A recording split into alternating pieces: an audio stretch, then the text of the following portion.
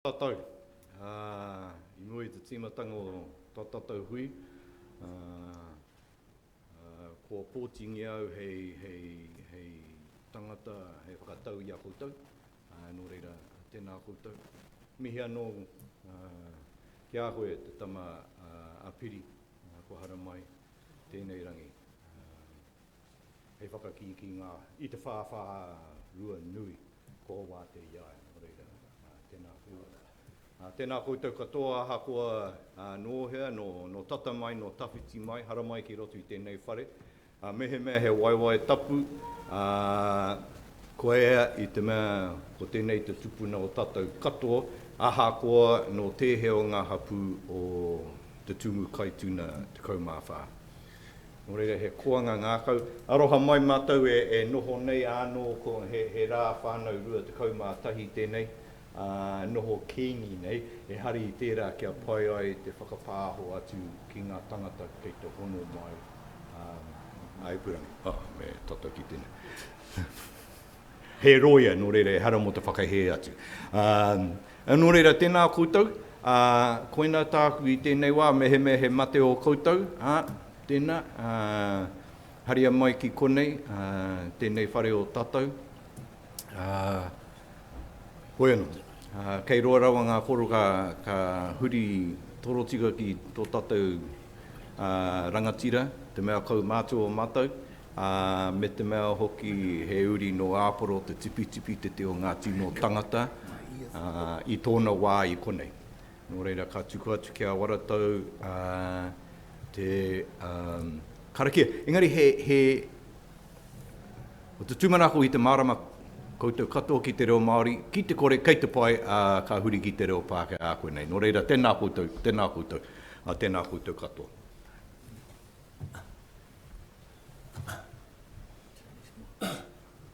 Tipuna whare, tēnā koe, pōhiri mai nei, i o uri, mai nei, i runga te kaupapa, mārangi e mātau, tēnā roa.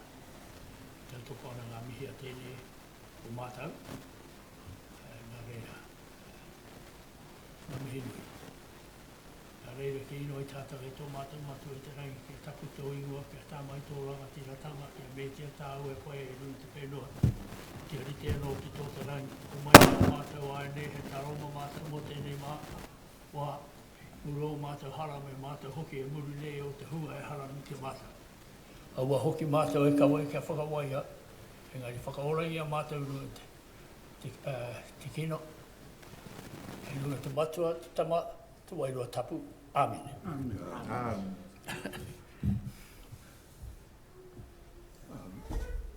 Kei te pai lea hei inoi, kora mo te overkill, tātou e noho kingi kuini, o kingi nei.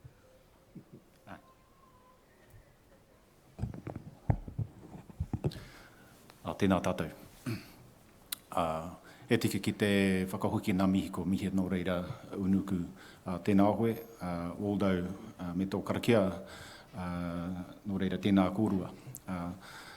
Kano tēnei hei kingi mui i te maria i hara tērā i te pai. Nō reira, hei whakamārama noi hoki a koutou ko tēnei he wānanga, ko tēnei he wā mo te whakawhitiwhiti kōrero, tētahi ki tētahi e pāna ki tēnei o koutou whenua tupuna. Nō reira, nau mai hara mai ki te wānanga nei. Nau mai i raru i te maru o koutou tupuna, ara ko te aroha, ko te rangi Māori hoki. Nau mai hoki ki te mana whenua, ki te mana taonga, ki te mana tangata. Nō reira, ko era kaupapa hai arahi mō tēnei wānanga, mō ngā marama e heke mai nei. Nō reira, koutou e te tangata whenua, ko tēnei no hiri tainga rohe e mihi ana ki ao koutou, tēnā koutou katoa. He tika ki te tautoko ngā mihi ki a rātou kua whetūrangitia, ngā mate huhua i wainganui a koutou, ngā pito o te whenua nei, nō reira rātou kua whetūrangitia rātou ki a rātou haere atu rā. Tātou, te hunga ora aha ko he iti he paunamu tēnei ki a koutou katoa, tēnā koutou katoa. Thank you, everybody. Leo Watson's my name, and I've been asked to facilitate the wānanga today. I was just, I guess, in my mihi, making light of the fact that the setup of the room has us sitting up in a table like this. It's just because of the technology and how we're trying to transmit to you in the whare, and also to those who are listening online. But actually, I was really just making it very clear, as I will today, that this is not a presentation. This is a wānanga. This is a chance for owners and whānau of owners to share your thoughts, your nawe, your aspirations, your love for your whenua, perhaps your concerns about what's been happening to date and the way things have been engaged, perhaps your applause for how things have been going. It's good to receive all that feedback. I want to thank those who have organised today's hui, and I hope that it's going to be a productive hui for those who are participating. We're going to just go through some housekeeping matters as to how we hope to run the hui, including being able to find a constructive and safe space for those within this beautiful whare tupuna to contribute by way of the microphone, and also those who are listening on Zoom to be able to do the same. So I'm just going to speak to that briefly, Alex, and then we'll go through the housekeeping. The idea really is that for those in the whare here, we encourage and ask you to have your say.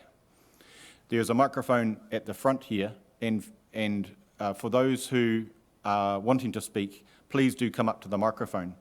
It's important because then those who are online can hear your kōrero as well, yeah? So they are able to react to your kōrero and respond, and that's the true essence of wānanga. For those who are online and are wanting to participate, we don't have a question and answer function that we have had at previous online hui. We've just got the chat function. And the chat function you'll find on the bottom of your screen.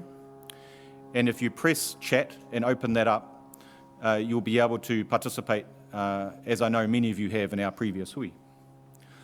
Now, the way I want you to do that, please, is just to indicate that you wish to have some speaking time by way of your name, and I will make sure that we give you that time.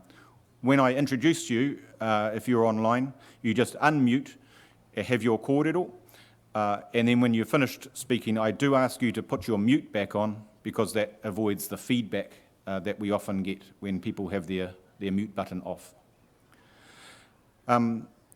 Just checking with our Simon and those who are running our technology, is the screen that we're seeing now, is that being seen by those who are on Zoom? Kia ora. Okay. So what I'm going to do is ask you, Alex, just to take us through some of those housekeeping matters, and then just go back up so you can speak to that if you like. Kia ora, Alex. Just for those that don't know me, I'm Alex Wilson. I'm a partner at Deloitte and also sort of working with the Trust alongside their journey. Leo, I think you've done a good job in actually sort of covering off most of the housekeeping rules. Just for those of us in the whare here today, we do have a registration paper at the back for those, if you can write your name down just so you note you've been in attendance. And there's also an apology register as well there for those that you want to sort of note your apologies in. For those that are online, I'll work with Leo to sort of facilitate and sort of take any questions, and we'll work from there. So, ka pai, I'll hand it back to you, Leo. Tēnā koe. So if we go to the next slide, we've talked about participating by way of the chat function, and people are using the chat function already. Amber Tare is taking a record of attendance. For those who are online, I do ask you please just to put your names in the chat. It might seem obvious because it's shown up on your screen, but that's not always the case. Sometimes the screen name isn't the person who's behind the camera. But also if there are other owners or whānau within your room who are listening to this kōrero and you'd like to register their attendance as well, please do so. We also encourage you to give apologies. If there are those who would have liked to have been at today's hui and can't make it, I think it's really important that we be able to acknowledge those people as well. So I ask those on the chat to do that, and of course we've got the hard copy at the door for those in the whare who can participate in that manner. So there's just a couple of slides here that just introduce the kōrero for those particularly who perhaps are participating for the first time. And then I'm going to start facilitating the wānanga itself. There are two main kaupapa that the Trust has been engaging with owners on and has asked me to facilitate over the last couple of months. Kaupapa number one is how the land development in the future might look. And to do that, the trustees have set out some guiding principles that they wanted feedback on, and they're there on the screen. Kaupapa number two, as part of that, is looking at a trustee rotation scheme and a trustee election scheme that is different to what you've got under your current constitution, under your current trust order. So they're two quite meaty topics, and we've been engaging by way of a series of presentations and having some feedback on those topics as we've gone through. At the last online hui, there was a clear request for there to be opportunity for owners themselves to be able to participate by way of wānanga. And so the trustees have agreed to that. We held one last Tuesday online, and we're holding one today in the whare here and also online. Hopefully this will be an opportunity for you to participate on those two take. Now, because there's not a set agenda as such, what I'm going to do is be guiding the discussion so that we do have a sense of continuity around our kaupapa. So for those who are particularly wanting to speak on the trustee rotation and election processes, I would ask that we just leave that to the second half of our kōrero. And for those who are wanting to participate and discuss the Te Tumu development plans and get really into some detail about how you see yourselves on the whenua, that would be the initial discussion. Now, there's going to be some flexibility. So I certainly am not going to stop you if you want to talk about both kaupapa. That's not my role. I'm just trying to create a structure whereby our kōrero can feed off each other. And if we have too many topics going on at the same time, that gets hard to control. But we'll see how we go. The other message I wanted to give was just around the way in which we are talking to each other today. So I'm going to be really keen to facilitate a robust kōrero and make sure that you have the opportunity to give your say. I'm going to draw the line at personal attacks, things that are ugly or mean about others. It's just not going to be supported in the whare here, and it doesn't actually support our kaupapa. However, apart from that, I'm just encouraging you to speak your mind, and also to the trustees here today. This is the message they gave me at last wānanga on Tuesday, and I know that I speak for them here. They're here primarily to listen. This is not about having to answer all the questions, although there will certainly be answers given where we can. But it's primarily about allowing owners to talk with owners to be able to share your own thoughts, and for the trustees to really hear that. So I want to acknowledge the trustees who are here today. I acknowledge those who haven't been able to make it. There was an apology from Emily, who has to be up in Tamaki Makaurau. I want to acknowledge those who have come and are sitting here to listen and to whakarongo.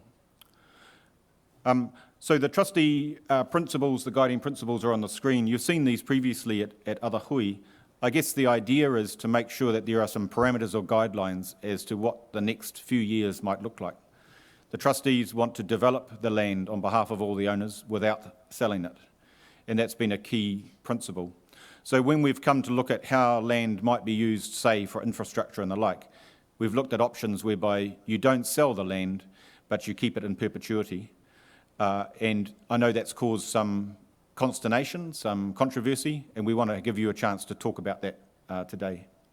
I think the second one is just equally as important, ensuring your history and cultural connection is represented and respected.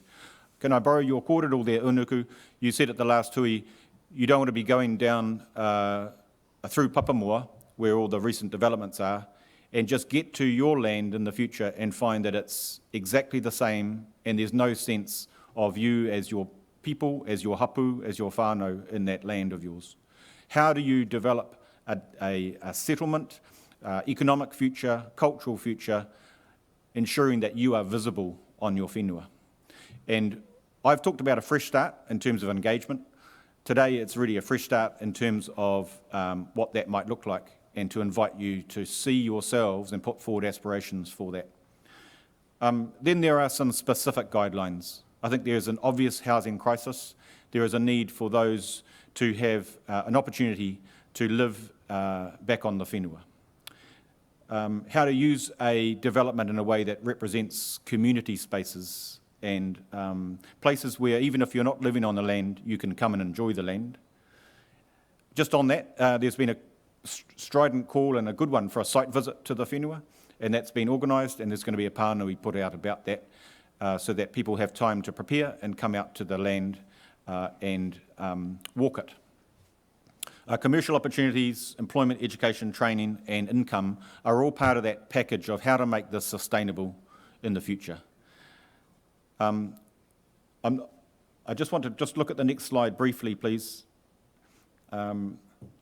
before we open up the floor. Kia ora, Alex. There's the location of your whenua. Obviously, in the little red, oh, thank you, the mouse is going around it at the moment.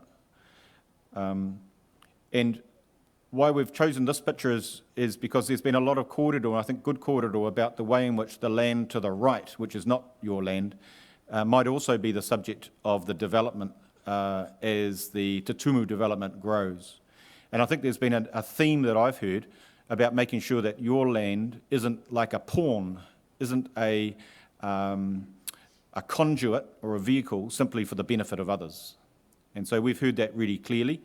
And the location of your land there strategically, you can see just how you cannot avoid but see your land as being in a really strategic geographic location. For those others who were on the call on Tuesday, you'll remember what I said. You could see that as a negative, or you can see that as a positive. You could see the geographic location of your land tactically as something that you can really benefit from, and make sure that if your development is how you want it to be, then the fact that that is opening up opportunities around you as well means that you've got a whole series of funding opportunities, political capital, momentum to develop your land that would not be probably available to you if your land was at the end of the road. And many, many times I've advised landowners around the motu where their land is at the end of the road and they have lacked any attention from those who are able to wield some influence in terms of infrastructure and support. Nevertheless, the message has been really clear. Don't let this land just be a runoff for the benefit of others. Kia ora, Alex. Just the next slide. That's a closer look of the whenua there shaded in yellow with Papamoa to the left. If we just go through all the slides so that people can see what we've got available to put up on the screen if you want to come back to this. Just the next slide, please.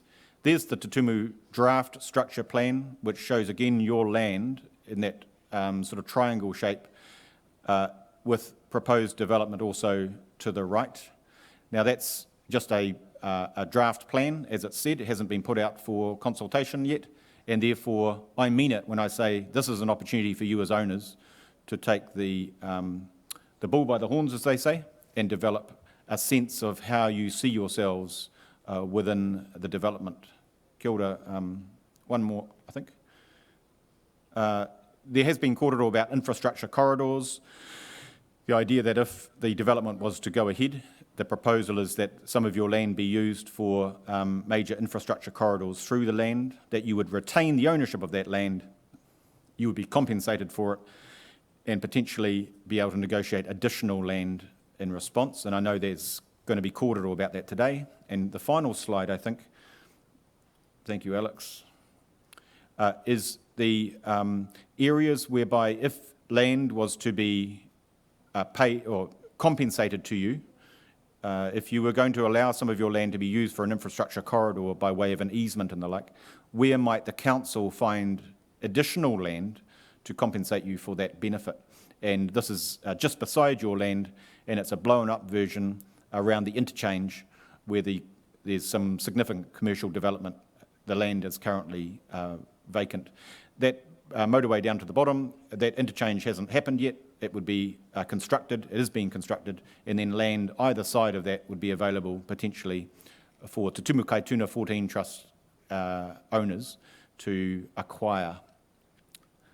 I don't think there's any other slides, are there? No. So if we can just go back now to the slide showing the land, back one. Oh, just the one before that, the one after that, sorry. I think that's a really good slide just to start. So here's the invitation for those who wish to come up to the microphone, or for those who are listening online, to be able to let me know that you'd like to have a kōrero about any of the topics that we've been discussing to date. Who wants to kick us off?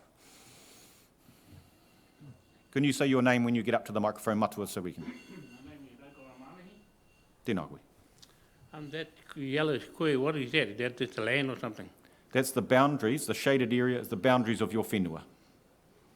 So it's all that land inside the yellow. So it's not been put up for anything else?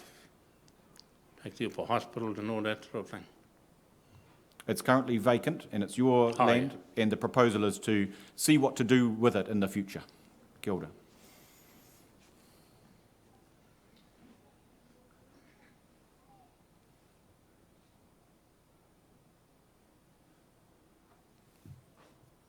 There's no bad questions.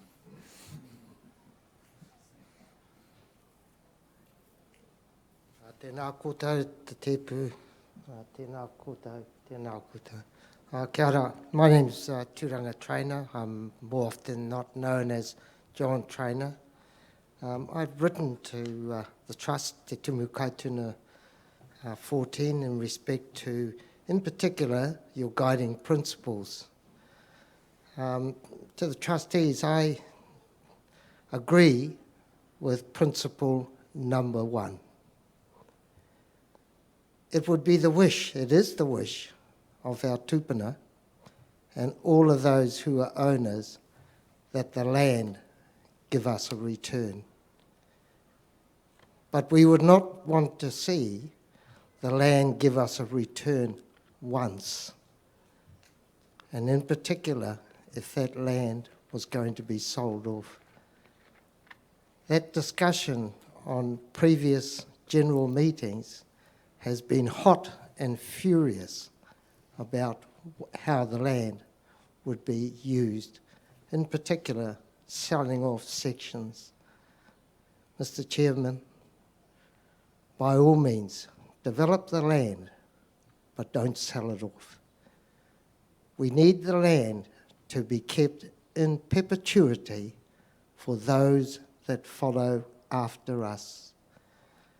Will you be here in years to come to tell our mokopuna tuarua, our mokopuna tuatoru, that there is no land left at Te Tumu Kaituna, or what was Te Tumu Kaituna 14?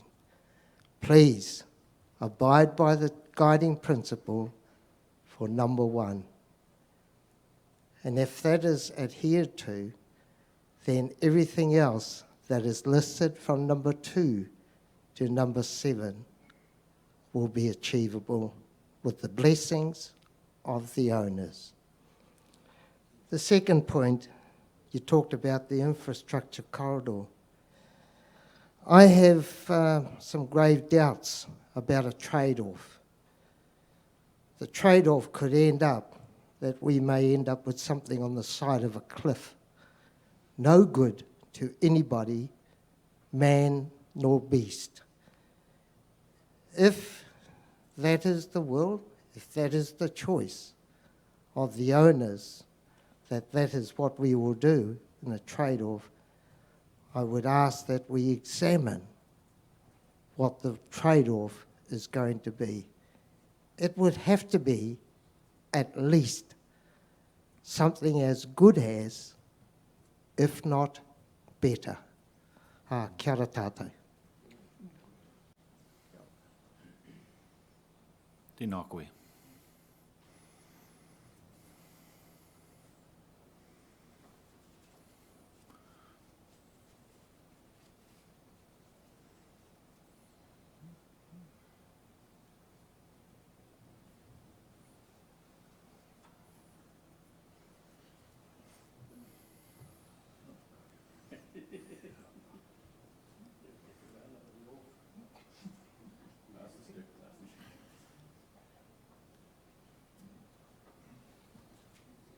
Kia ora koutou. Ko Georgina Whatuahau.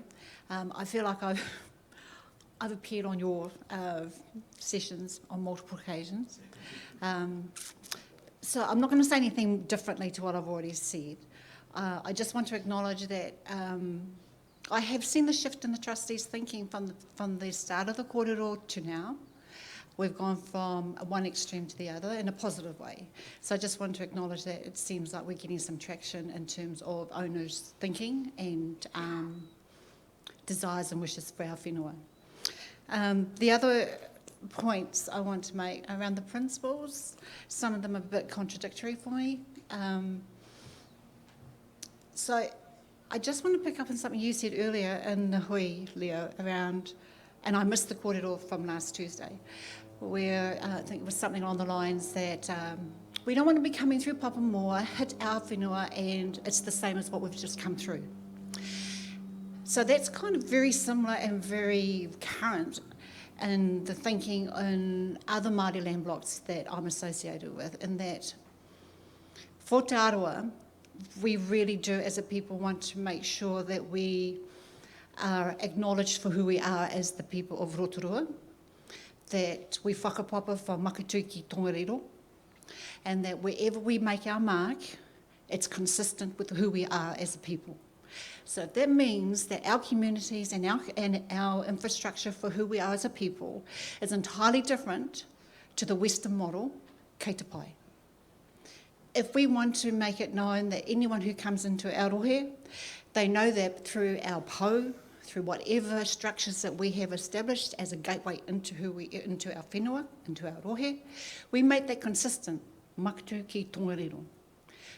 That thinking, however, takes a different type of shift in how we imagine and vision the future. And it's not about developing our land without selling it for me. It's about retaining it, thinking differently, and grounding ourselves back in who we are as a people. You know, it's okay if we do nothing for now, in my view. It's okay if Tauranga District Council want to develop because they need to provide and discharge their obligations to the wider community, of which we are a part of. However, our participation in their plan is different to the wider community. And that difference needs to be recognised. And it can be recognised in ways like that strategic positioning of our whenua. Well, yes, I do agree, we are in a very strong position to obtain things from government, whether it's central or local, that we would otherwise not have that opportunity to take advantage of, but for we are landers. Taking the point over here, I don't want my mokopuna in time to come to have to read about Te Tumu Tuna 14 in a book because it no longer exists. So there's a whole lot of cultural and personal reasons why, for me, and I maintain this from day one, hold tight, do nothing, and really reflect on who we want to be and how we want to reflect that to not only us today, but to those that come after us, more particularly our moko. There was something you said about the trade-off in terms of, and it'll be in my view, unlikely event that we use it for infrastructure, our whenua.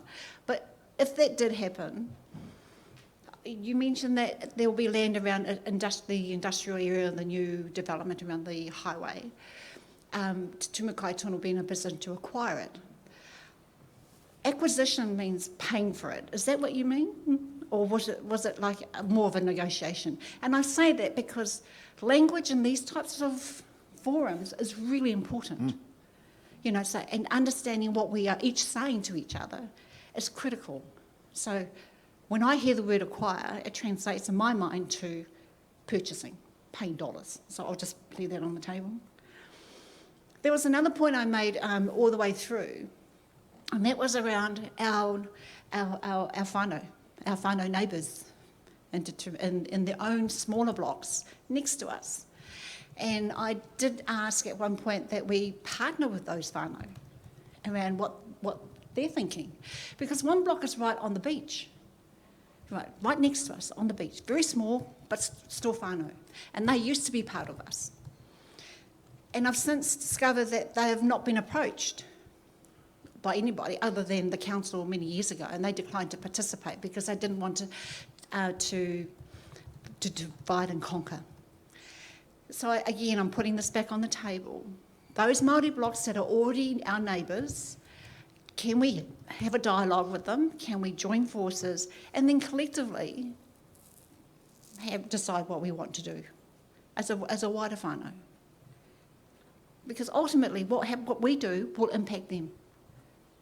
The only difference is they're not going to be displaced from where they're physically currently at, and that's on the beachfront. And I think largely that's it for me. I mean, all the other things that will come as the guiding principles, I say, well, that will happen, good or bad. Most of it's bad in my mind, but I've already had my say on that.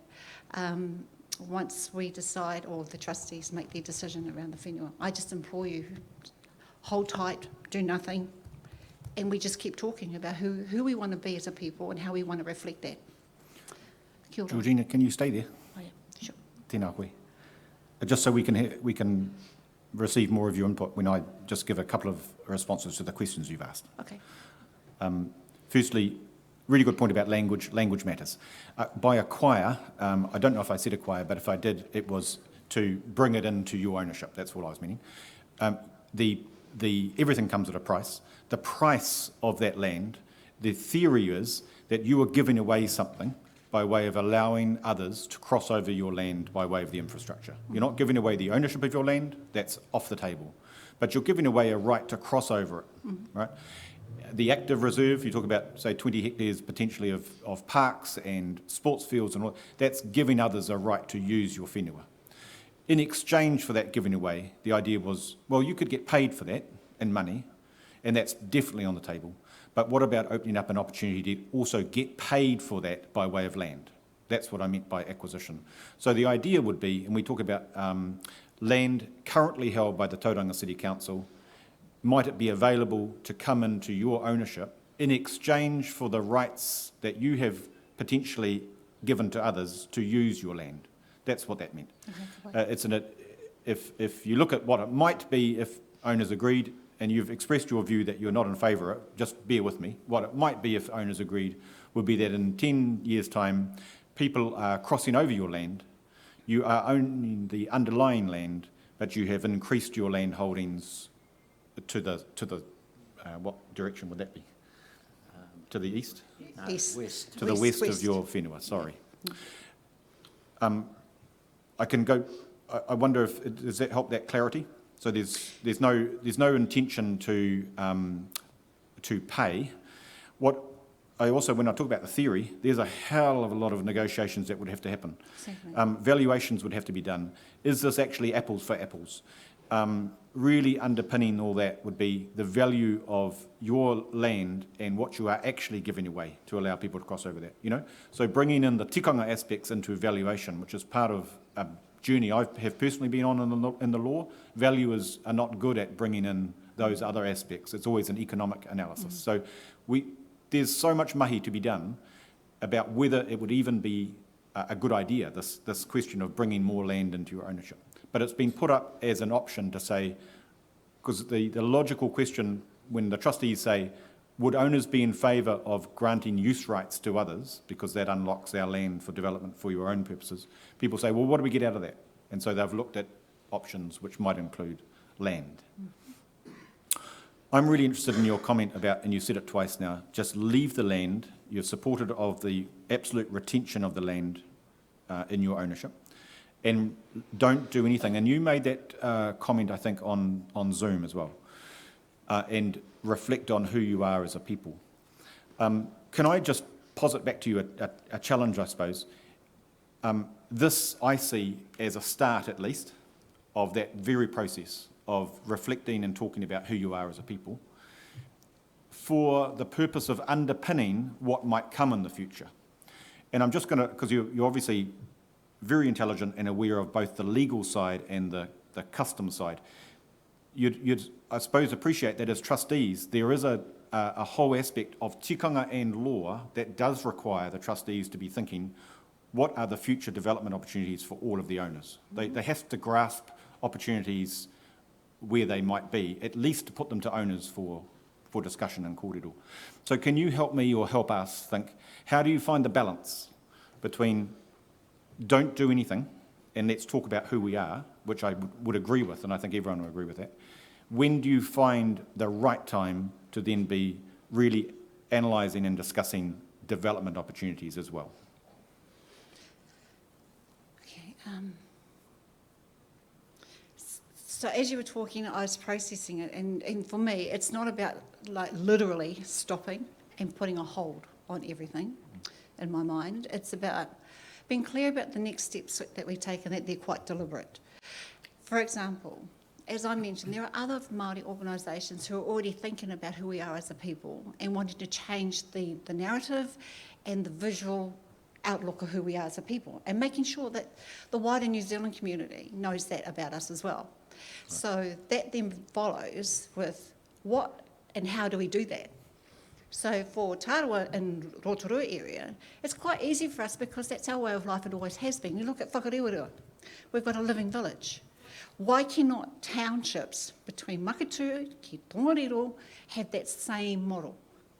We're working townships, you know, with that Māori underpinning tikanga, our taonga, our traditions and our history all in one. For me, I don't think that's unachievable. I think as a people, we can all work together and achieve something in small phases. I mean, you wouldn't just, like a development like this is very Western in its thinking and its modelling. And so that process has already been established. And so the blueprint is already there. Our blueprint is in our DNA. You know, so let's reflect back on who we are as a people, our DNA, and bring that to life. We do that really well as a people. You know, we're quite entrepreneurial naturally. So, you know, I don't see the barrier in being able to develop our lands in a way that reflects us as a people and provides all those opportunities, because our people are really well educated these days. We still are connected to our whānau, we are still connected to our whenua. And we really, it's almost like a pining to get back to that state of mind and way of life. And so I think from that perspective, you know, the environment is quite fruitful to encourage and support all of us coming together on the one waka to achieve an outlook, a community, a city, we'll call it what you like, that is truly us. And it might be only in pockets. You know, it might start with the Rotorua Township, and then when you go into Makatū, there's a reflection of Rotorua Township there, and then from Makatū out to Mukaitona, you're getting a sense of Tarawa all the way through. And we discovered our lands that way. Why can't we move forward into the future and build it on the same blueprint? So just briefly and succinctly, I'm not saying hold and do nothing. I'm saying hold, think carefully, and take steps that make sense to us. So conscious there will be others who want to comment. So it's really useful to have you here. You said one other thing I just wanted to ask you about for clarity, because sometimes I don't want to be talking past each other. So everything you've just said, I was also thinking to myself, I've been hearing that from the trustees, like the two groups are really, really close actually, but there's something fundamental at play here that's different. And I just want to tease this out for a minute. You said the guiding principles, most of them are bad. So I just want to give you the chance to expand on that. Okay. I want you to be really honest. What's really bugging you? The devil's in the detail.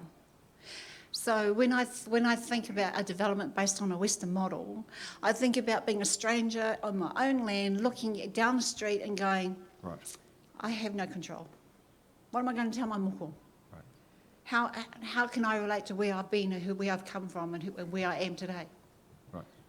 And that all comes through, you know, there'll be a displacement of the ability to be employed on the whenua. Housing is only going to be available to some of us, not all of us. Right. That's a reality. So we say we want to provide housing, but let's be honest, The ones that really need the housing are the ones who can least afford it. So what kind of model are we going to develop to ensure that they don't get missed? Because that I would support, putting our people who can least afford it into a home. Yes. That we would all agree that's an aspiration we would all aspire to achieving. But in reality, on a Western model like that, only those who can afford it will be able to purchase those homes. I wonder if the Western model is what you're seeing. You talked about the blueprint. You see that picture which sets out all the colours of the Te Tumu Development Plan. I see that as just some other council's plan, which, right. So this whole process, though, is about seeing your block and what might be developed of it, right?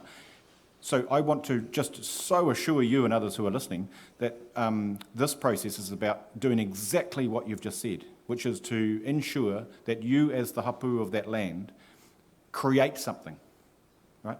The fact that others around you are willing to see you do that, tactically, well, make the most of that opportunity. But please don't take it from this picture here that that's how it's going to be. I just don't see that at all being the case. There is a proposal around infrastructure corridors, for sure. And that doesn't have to be, but that might be the thing that unlocks something else. But the key message I've got from the trustees is wanting to engage with owners around what the future might look like. So when you said the devil's in the detail, I want to put the challenge back to you, not to answer it now, but to also provide some solutions, not just some questions, right? So when you talked about supporting the housing and drilling down into that, I know that I myself personally and the trustees would want to hear that. We want to hear your input as to how to make those guiding principles actually sing in the way that you want them to. That's what's really critical, is not necessarily both parties talking at such a high level that we almost, I think you're right, we've got to come down to the detail. I want to thank you for your contribution. I'm not trying to put you on the spot by these questions. No, it's fine. You were actually, I think, the one who invited a hui like this. I did. So, no te he. Look, I just want to respond. I can respond just really briefly, but it's not to answer the question, but just to make a point. We have only seen the model that's been put in front of us. So that's the picture that's in our minds. That's why I keep referring to it. Yep. And there's no other picture. So the only time that we have an opportunity to paint a different picture is through these types of engagements. Sure. I tried to paint that picture. So it's just, again, it's about where we're each coming from. All right. But please, that is what has been drummed down our throats since day one. And it's not a pretty picture. For me. It never has been, and I don't think it ever will be. But, that's why I'm Kia ora. Tēnā koe. Thank you. Paula Maxwell, you're online and you wanted to contribute. I wonder if you can take off your mute and give us your kōrero. Tēnā koe. Ai, tēnā koe Leo. Tēnā koutou kei roto I tō tātou nei tūpuna whare o Tamati Kapua. Tēnā koutou katoa. Koutou te tepu, Malcolm, Uenuku, Anaru, Waldo, kia ora koutou. Just an apology. I would be with you, but I tested positive for COVID last Monday, so I'm still in isolation. Don't worry, I'm not dying. So I have to say the first couple of nights were a bit rough, but I'm back in the land of the living. Look, I just wanted to he kōrero tēnei hei tautoko I ngā mātāpono kai mui a tātou. Can you take us to that page, please, Alex, the principles? Yeah, I think these are all very good principles, and appreciating Georgina's comment that the devil is in the detail. But I think many of these principles address where we are at in terms of te arawa, ngā hapu e toru I roto I te poraka nei. So developing the land without selling it. We've had speakers before, when anybody ever talks about the alienation of our land, we always get nervous. But so it's good to see that we don't need to be fearful necessarily that we're going to lose the land by developing it, although there are some commercial considerations there. Your next principle around ensuring our history and cultural connection is represented. And I just want to congratulate the Trust on the kōrero that were delivered relating to our history and our cultural connections to the whenua. I think over the last 150 years, we've all become alienated from our whenua because we no longer live on it and we no longer have access to it. And indeed, many of us, many of our whānau don't even know that we have those connections to whenua mai maketu ki Tongariro. So I think that's a really important principle. So thank you, kia ora koe Unuku mo tō kōrero e pāna ki ngā hitori o te whenua. I heard Georgina mention we need to stop and pause and consider who we are.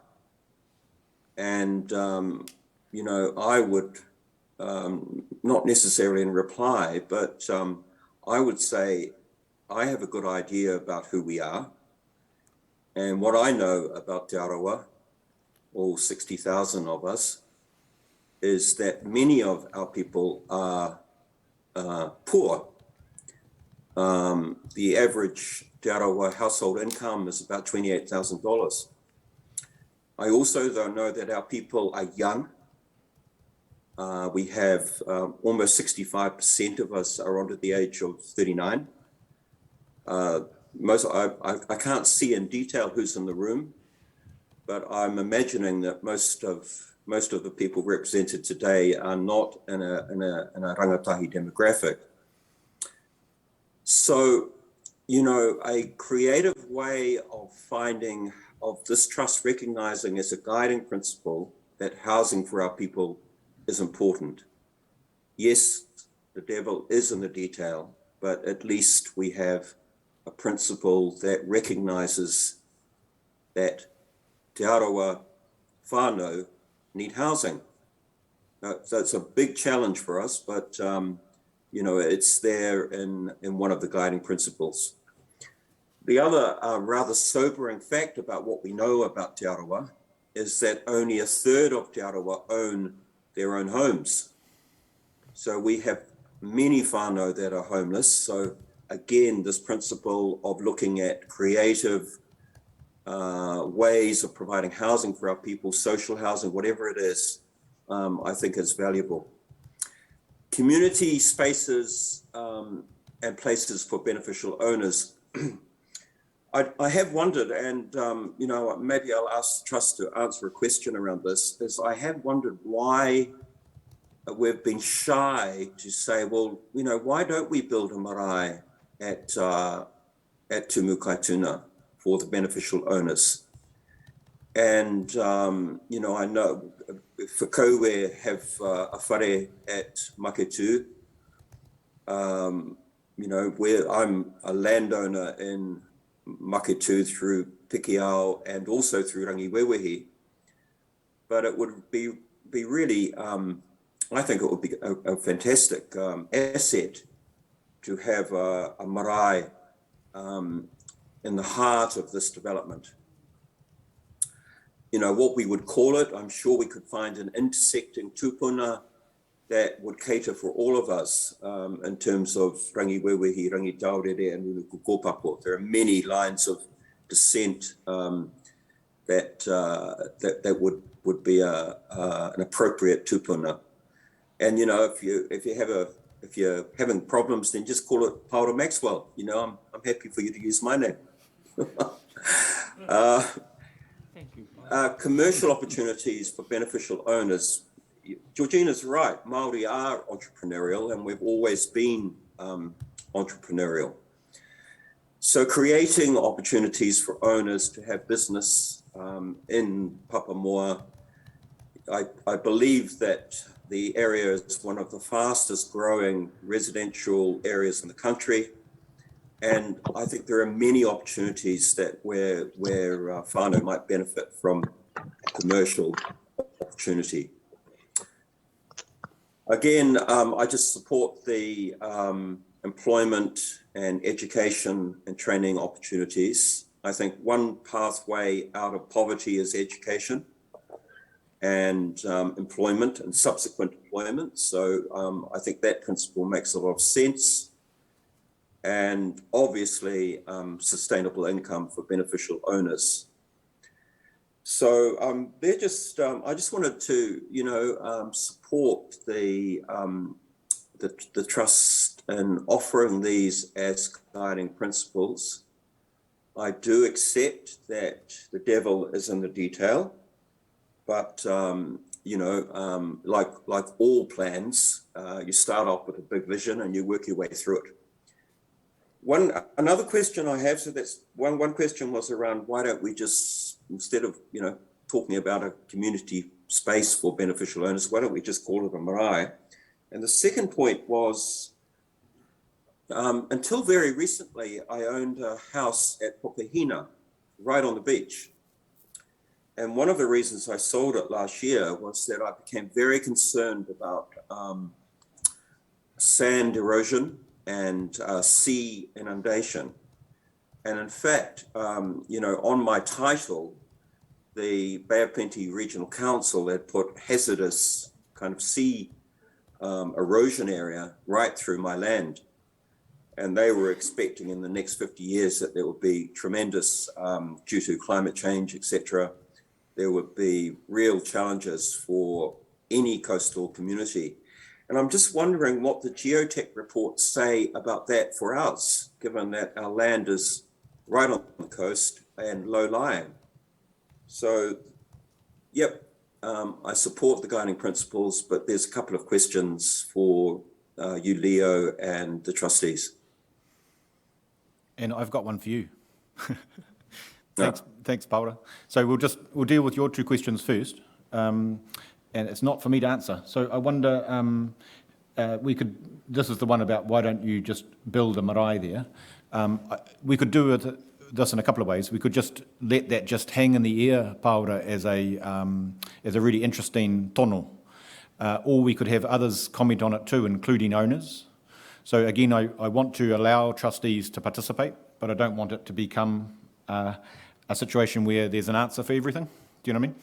Because this is the whole point of today is hearing ideas.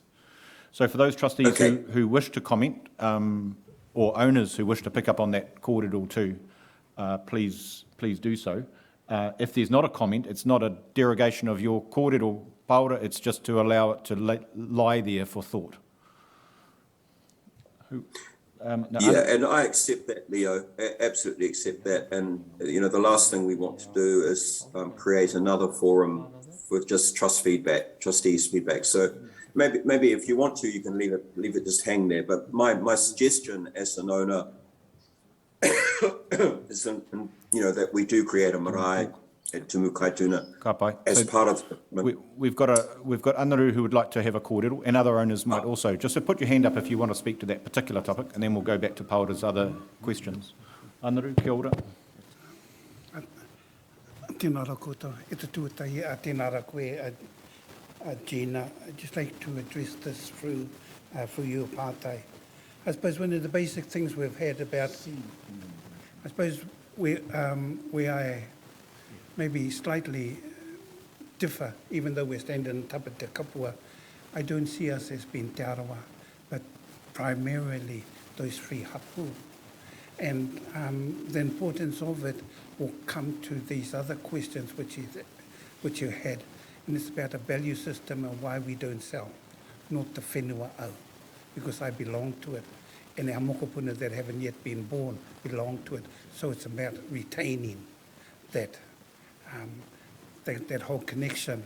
And within that, Paura, ko Ngāti Rangiwiwi a tāua, but the important thing about that, even though through a legal system we go in and the lands have been amalgamated,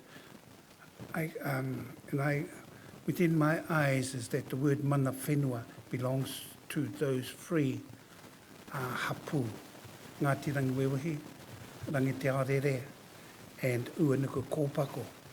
And as trustees, we have mana whakahaere, but the mana whenua is the tūpuna who have left it for us as the placeholder for those to follow. So that's, I suppose, that's just been my contribution in our kōrero around here, but and the lead into some of those principles. Unuku, tēnā koe.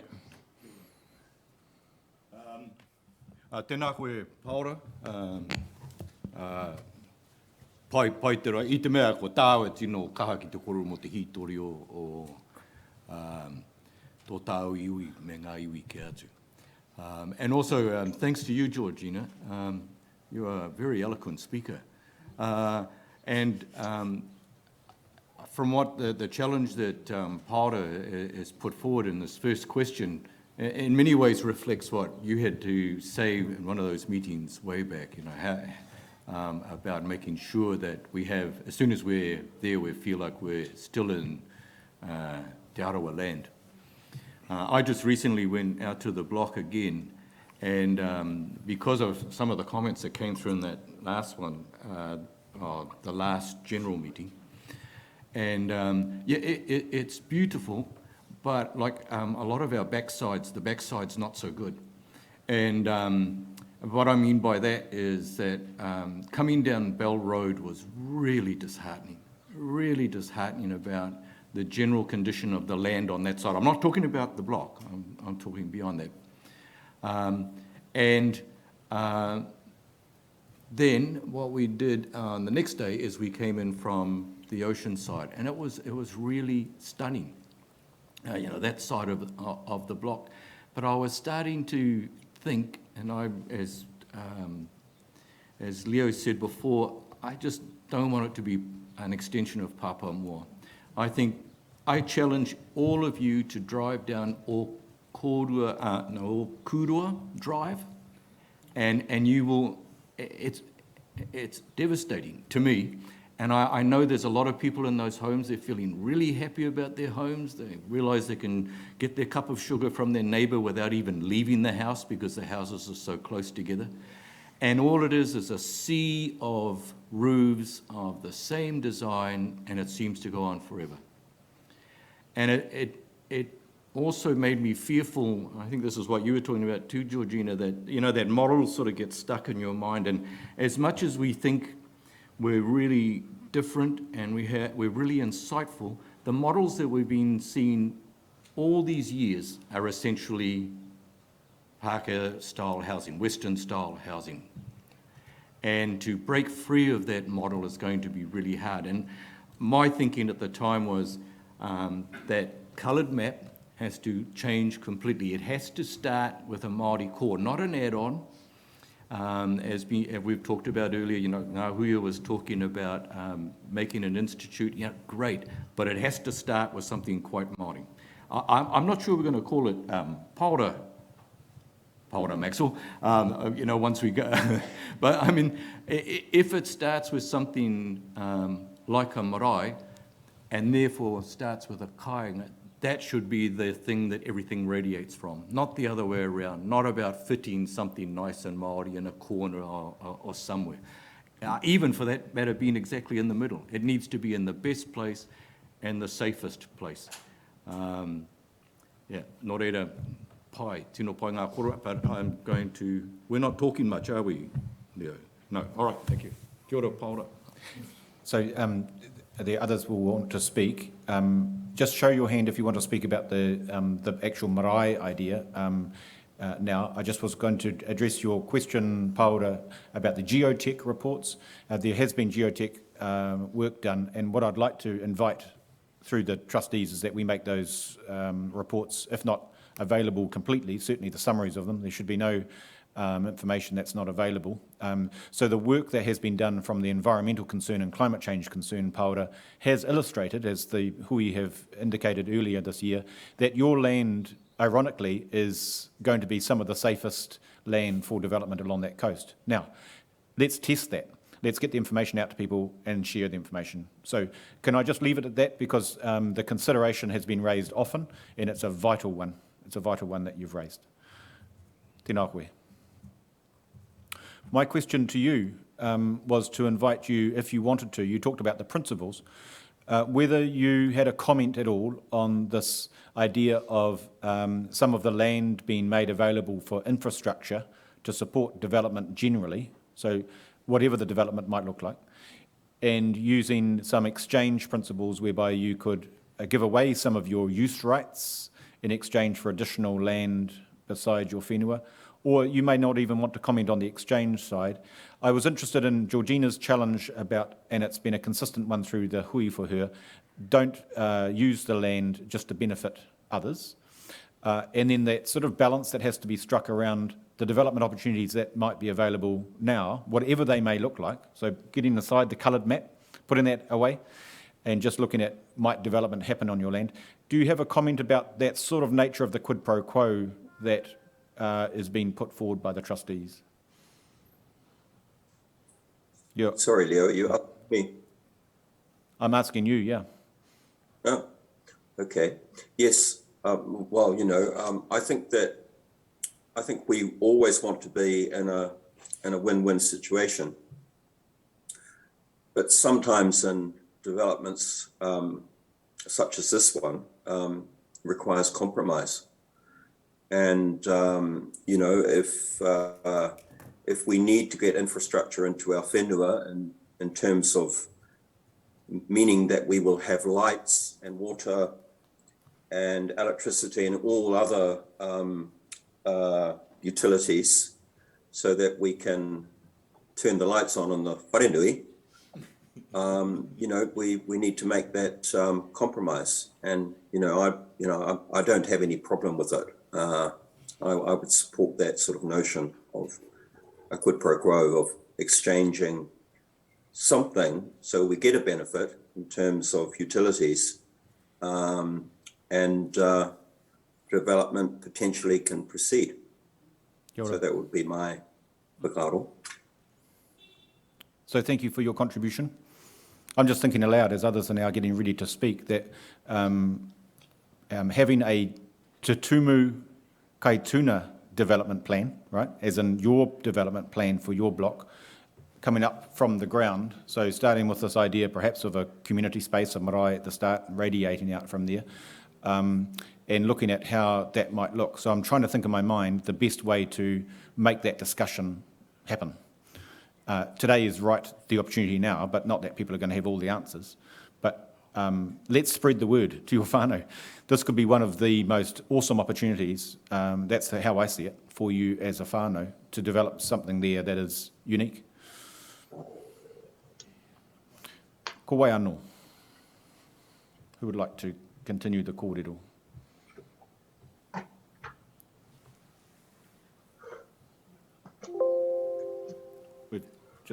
We'll just go over here if that's all right.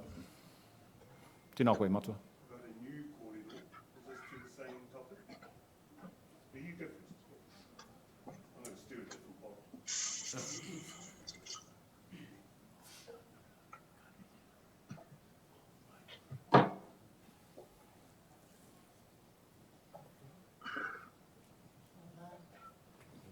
Jacqueline Clark ahau.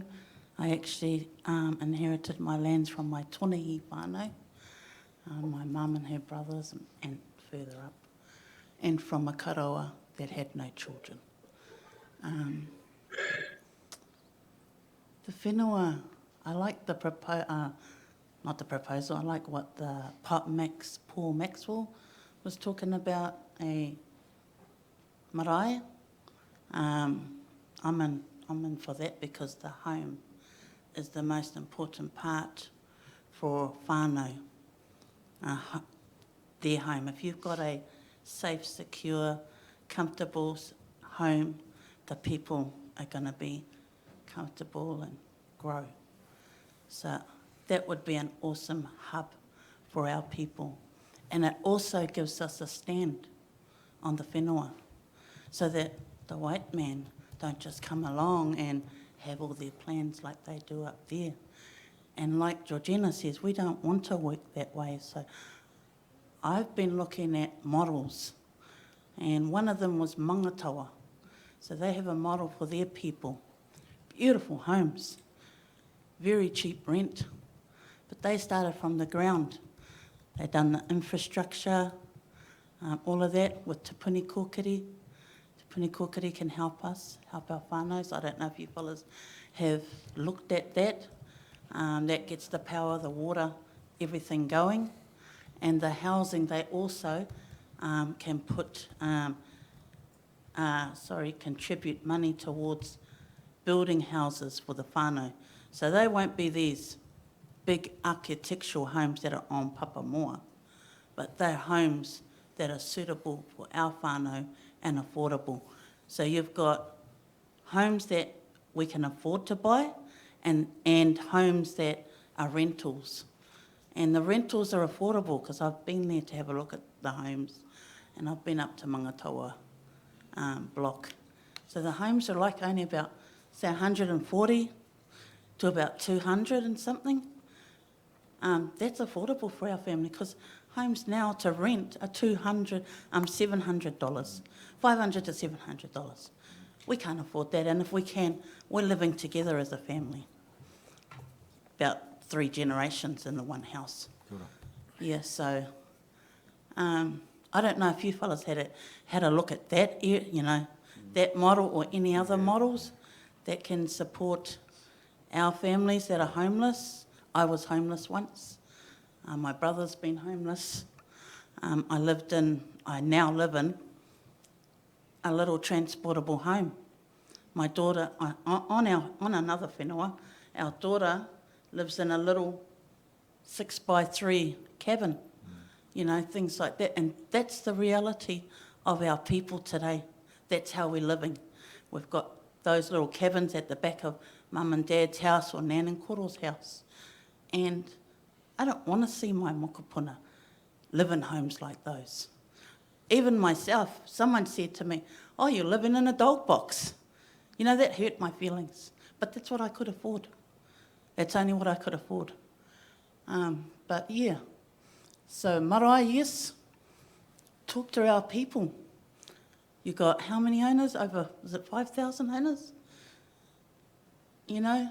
Do a survey, how they're living in their households. Are they renting? Are they homeowners? And that way you'll know what you want to put on our whenua for us, not what the council wants, not what anybody else wants.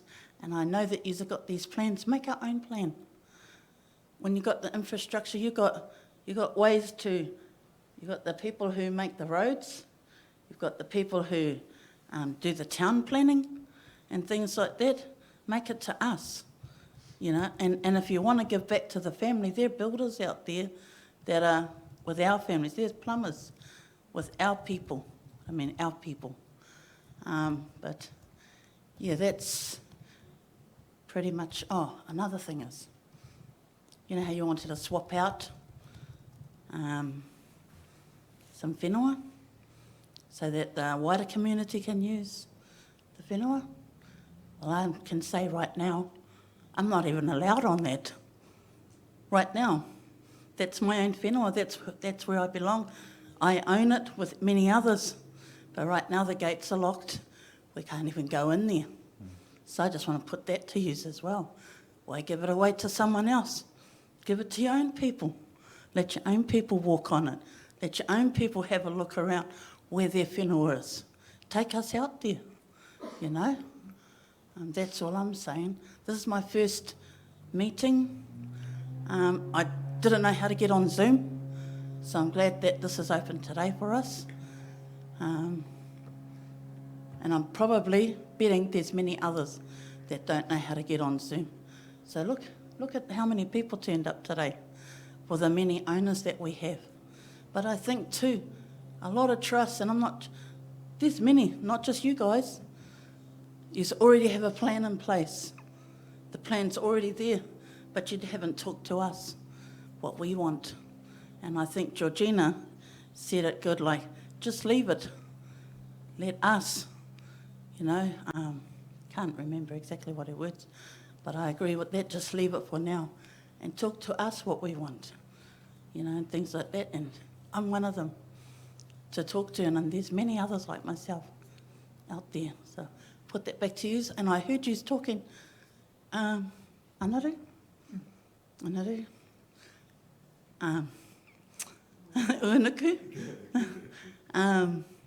Did that mean that when you were doing your kōrero, you are supportive of a marae? I just want to put that back to you. Definitely. This is uniting. Cool. Awesome. Kia ora, that's all I got to say. Kia ora, Kate. Jacqueline, thank you so much for that contribution. The idea of using other models and successful ones out there. I know that the Mangatau model is definitely well known, but there are others as well, as you say. So it's certainly doable. This idea of make your own plan is a sort of a theme that's coming out, you know. And I had just assumed that that was the case. What I'm hearing is that people are seeing those slides as like done and dusted. So it's really good to be able to have the parties talking to each other and realising that actually you're all on the same page here. The idea of making your own plan is like a really good idea. I quite like the idea of a survey amongst the owners as to their skills, and then you also talked about their housing needs. There is a survey currently out there that's available, but I'm thinking aloud, really, and for the benefit of our team, that I mean, we mentioned this, Charlene, when you came on Tuesday's one, there were people, Margaret and others, were talking about the skills within their whānau. You know, a couple were engineers, and one was a doctor, and somebody else was. The idea of making sure that your ownership is capturing not just who you are and where you live, but what you are able to contribute, and then what your needs are as well. So thank you for that contribution. Tēnā koe. Yeah. Matua, I don't mind you stirring the pot. We'll go on to another topic, and we can always come back. So we're not. This is the point of Wainanga. We're not losing any threads. So can I invite you to the microphone? Could you put that wide shot of the coast, of North Coast, and then come back to this one?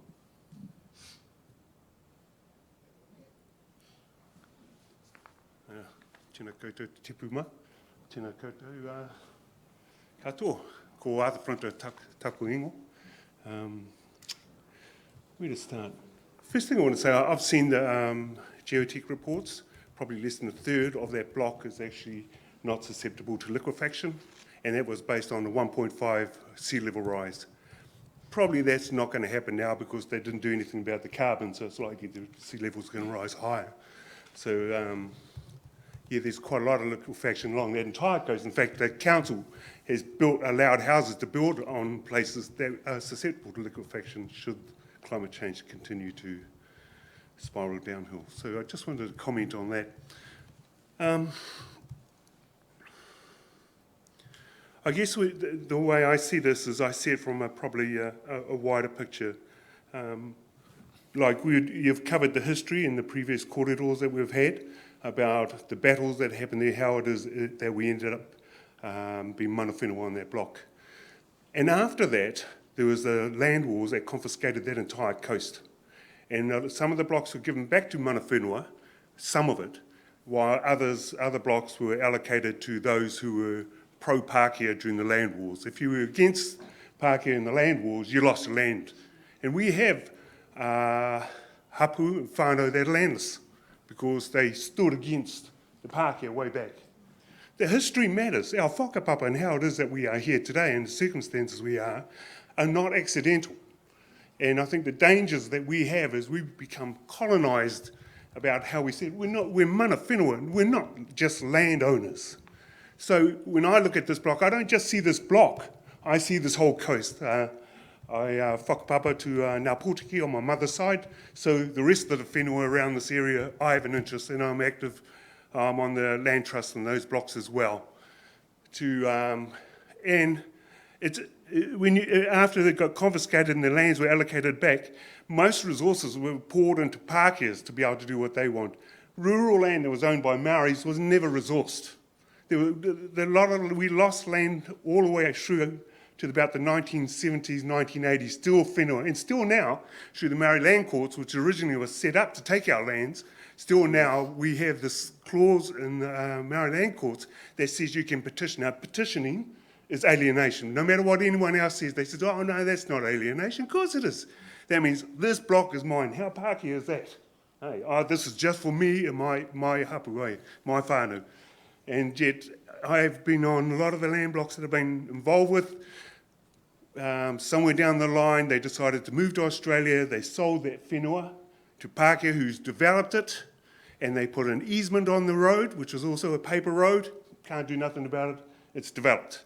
And there's history all through our country of what started as something of a good intent ended up being detrimental. The cultural landscape of those hapu and those whānau destroyed. It is now suburbs. In Tauranga alone, in Bethlehem, you can go there, what started off as a good deal with the council turned into now it's just swamped with houses. The cultural landscape, gone. So when I look at this proposal, I look at it the wider picture. A lot of the reasons why we are in a housing shortage, why we have health issues, why we're in poverty, is legislations that equal inequality. We're not advantaged. One of the things I have a real kind of pet thing about is I have a daughter who's on dialysis at the moment. She's only young. But you know, I was surprised when I went to hospital and took her there to go into her dialysis, that room was full of Māori. We were all the Pākehās. How come it is us that are at the end of the health issues, yeah? And that's because we don't have, our hauora ain't there. And if you're going to develop, put a hauora in there, put our hospital, our kind of hospitals, because, you know, you look at what happened with this COVID-19, one of the things, Waikato University did a study, why was there a low uptake with Māori? And it was, of course, access to health services. And in Tauranga, I think there's only about 2 or 3 hauora, and they're all in one place. So a lot of people couldn't get to it.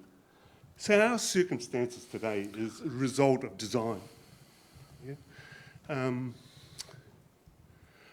again, we're not just landowners. Even in just recent history, you know, you look at the quota management system had to come in because we lost our fishing rights. The foreshore has been taken by a stroke of a pen. A lot of things like this have been done. And I don't think we should just be as landowners on this little block.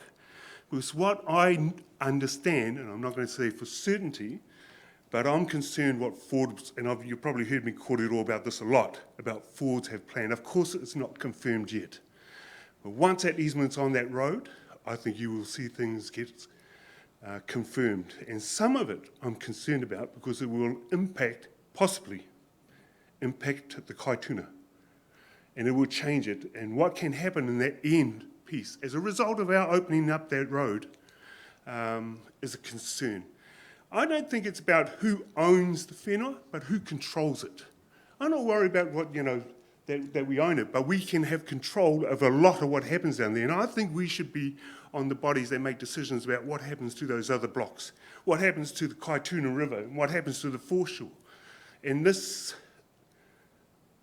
development can be a leverage to establish. We're in an age now too politically when co-governance and co-management deals are going down much easier than they ever did before. So we could take this opportunity to leverage that kind of thing. Now, what was I going to talk about?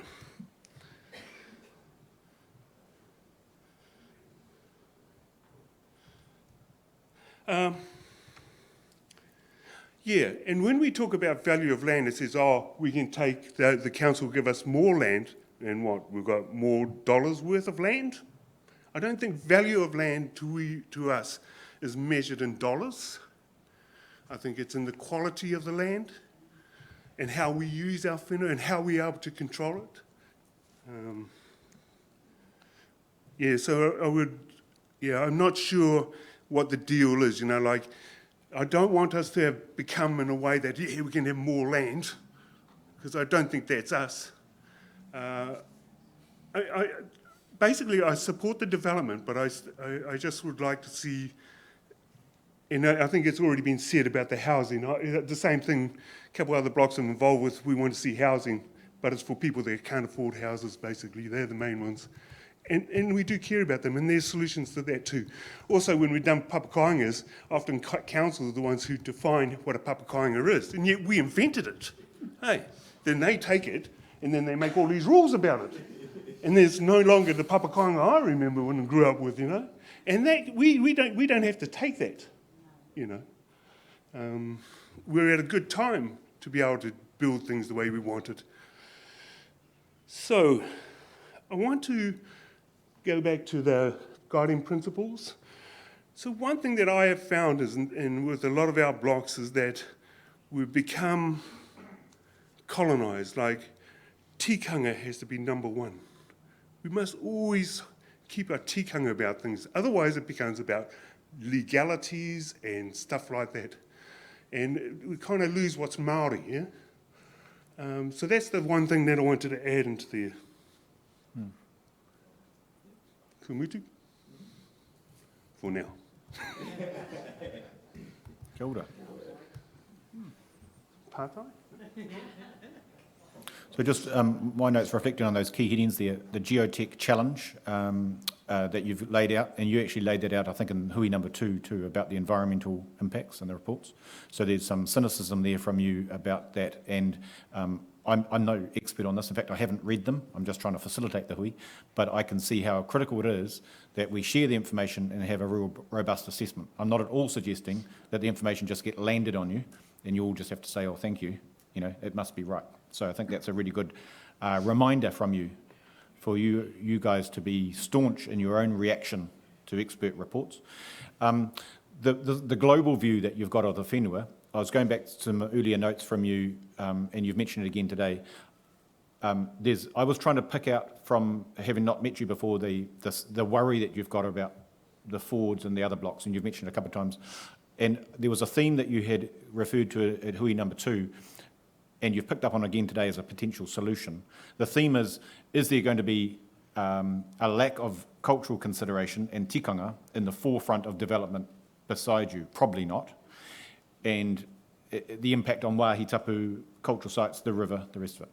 But I really liked the idea of seeing kai tuna owners represented and influential in what happens broadly in terms of the development right across the, you know. So there has been a focus on this, on you as landowners, for sure. So I just want to tautoko your challenge to make sure that the vision is as wide as possible, which picks up Georgina's point as well. Other landowners who are Māori landowners working in partnership, and then exercising some influence about what happens generally over the development. I think the trustees would totally tautoko that. We're only at ground one, which is whether even any of this gets going, you know. But if it is to get going, your message is make sure that you don't just focus on our block, but exercise influence. Yeah, is that right? Okay, cool. Yeah, can you call him back? If you'd like to come back, you've been invited back to the microphone. Can you please come back to the mic? You know, I've got a pot to stir. The first part, you're not one of Kath's, are you? You're a nephew to Harry Jacobson then? Don't worry. All right. You couldn't answer the first question. I wanted to go back to this one that you had asked for, you know, about the whole sweep of the front. And what really has concerned me for a long, long time, and I think you sort of referred to, but if you look at the Wairake stream, which is, you know, goes on the bottom end of the block, and you can see it comes along, and then there's that elbow. And Georgina, you're quite right that 7A, is it 7A, Malcolm, or 7B? 7B. 7B get involved because that elbow goes down along. And we did have a relationship, sorry, I'm still talking to you, but one eye's on Georgina and the other one's on you. But we actually looked after that block for a while to clean off all the gorse in that, and that help was really appreciated. But once the land was okay, they immediately took. That was 8B1. Oh, that was 8B1, and then they immediately. Yeah. Oh, yeah. Well, there you go. So be careful whose land you look after. But anyway, if you look at that, the Wairake stream comes along, and there's that big elbow, and then goes back. And if we go, and you can see right on near Otumu Matawhero there, which is the western end of our block, then the stream disappears. And what's happened in Papamoa, they've been doing all these walkways, and it's lovely, you know, there's bike paths and what along the thing. So what I really liked about what you said in that last meeting was about, you mentioned the kaituna this time, but it's bigger than that, isn't it? What we need to look after. And if the things that are coming from you, and it's important, you know, about the type of housing, 1, 2, that we've got our marae and things like that, but we've also got to think about the land itself, and I think we've got a long way to get that back into position. So what do you think are some of the basic things, without being too many basic things, that we are going to make all of us collectively as trustees and shareholders about better care of the land itself? I just want to chuckle what Georgina says. It's not say stop, we'll do this in our time. When is the time for development, when we can talk about it? It's always going to be ready for the council to talk development whenever we're ready. So we don't have to rush beat anyone else's time. The time is our time that we go through. And we make that, our decisions are based on informed decisions. Council will give you all the information they want you to know, Yeah. but we must seek the information we want to know. And we have to use mātauranga as well, not just council science either. I think this is the way we should go forward. Let's walk our walk, not walk the walk that council wants us to walk or anyone else. Is that an answer? That's no, much better than the first one. No, tino pai, ka pai Arthur. Yeah, he tika tā. And just to acknowledge also the hauora comment, so I've made note of that, and that idea too of you know, some sort of facility that is tikanga based, that can ensure that the community has easy access to health services. So thank you for that contribution. Tēnā koe. I think also we shouldn't be limited by what's available funds. The funds will become available as time's going now, and they're looking to much more co-governance funds are being loosened up to whatever we want. So be ready for that, rather than shape our thinking around what access to funds we can get. Kia ora. Kia ora. Oh, sorry, you've forced another question. And the question, because as Leo pointed out quite early on, that, you know, there's a lot of pressure on for putting housing in place for the iwi Māori. Oh, the whenua katoa I te mutunaki. But how do we go fast, slowly, and slowly fast? If you know what I mean. Because one of the things that it seems to me that if the apples are getting riper on the tree now, the ideal then, if I'm following you correctly, is that, yeah, we can pick some apples now, but we've got to count on the next crop coming through. And so I guess the question, in what would you reach out to pluck now, and then leave, what else would you leave for later? And don't say everything for later, because then we're going to have a lot of rotten apples. I think get the information now. Okay. Information is valuable. The more information we can get, the better we have to understand. I think everyone, all the owners, are actually behind you. It's just you're on the waka that's going faster than the rest. And I think there's some waka that is sort of going slower. Want to go slower? Yeah. Happen.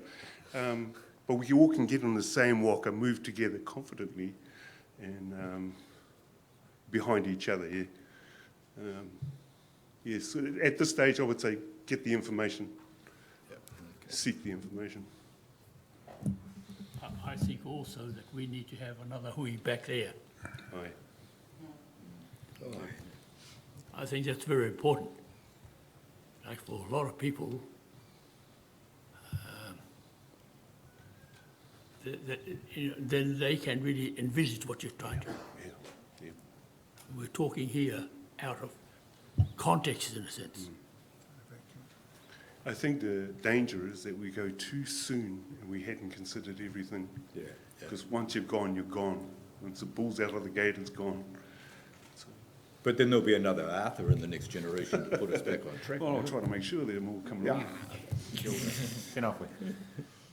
Just hands up if anyone would like to. I know, Georgina, you've got more to say, and I want to allow that opportunity. Are there others who'd like to have a kōrero who haven't? That lady down there. Kia ora. And then we'll come to you, and then Georgina after Mr. Whenua. Kia ora, my name's Hiniata. Can we just go back to the principal one, please? Can I get your last name too? Nahu. Tēnā koe. I like the principles. There's just a word or two that need to go in front of every single one of them. And that's Māori, and that's landowner. So as long as we can have Māori and landowner in front of all those bullet points, I'm happy with it. I'd like to see houses for our landowners that are Māori, not just for the ones that are buying new homes, but also for our retirees. When you think about it, once the retirees, if we house them, if we house all of you, any of you, whoever's going to retire soon, if we house you, that free up a house for somebody else. So it swings around that way. Community spaces, again, Māori landowners. Benefits to owners for sure. I'm a business owner in 2 of those categories, and I also work in one of those categories as well. So I can see myself wanting a commercial, putting one of my commercial businesses into one of those buildings. I work at a medical centre, so I can see hauora, Māori health, not only just modern day medicine, but also rongoa and other practices that we use. And amongst that, creators. We've got a lot of creative people out there who can do the things like the po that will show who we are as people. Also, I think a survey, I think I've written it down here, a survey and gathering statistics of the of our owners would actually be really interesting in a broad category, not just in terms of building and developing, but also who wants to use the land. Nahuia University, she was talking about that, and I'm talking all the way down from kohanga reo right up to university levels. We've got doctors and nurses. So all across those streamlines, I think there's a lot of businesses, well, people that I know in business that would actually jump at the chance to either invest or help to bring points 1 to 7 to fruition without it making it too difficult. And I think we would want to help give our time to be able to make this all happen, because it's our land. We'd be walking on our land, we'd be working on our land, we'd be employing our own people on our land, which is generally what I'm actually listening to as well, as using our land by developing it, but all the way from development all the way through to using it. So we've got a whole mixture of all our people being able to participate in lots of different methods. And the retirement village means we'll also die on our land? Is that what you were getting? Absolutely. We've got to think about that as well. And also birth of, as well as, like they're talking about taking away the maternity unit of the hospitals now and bringing that to the side, so maybe having just a strict birthing unit, dialysis units, cancer units, and breaking those sort of departments down as well, so we're not using the hospitals as such, because from what I'm actually hearing, they're going to take that down into 4 different areas, so that's a whole different story. But yeah, that's probably my biggest one, is survey, statistics, find out what our actual people can do and what they would like to do in terms of what they're working on at the moment, what their businesses are, or what they're employed to do, or what they're learning to do as well, and what we would like them to learn in terms of scholarships and that sort of stuff as well, so that they can help develop further on. It's not all going to happen at once, I understand that. Like I said, I've got 2 businesses that have survived COVID. One did not generate any money whatsoever, so I know what it's like to go through some hard times and think outside the box to keep other things happening, to be able to live So yeah, that's me. Thank you. Kia ora. John?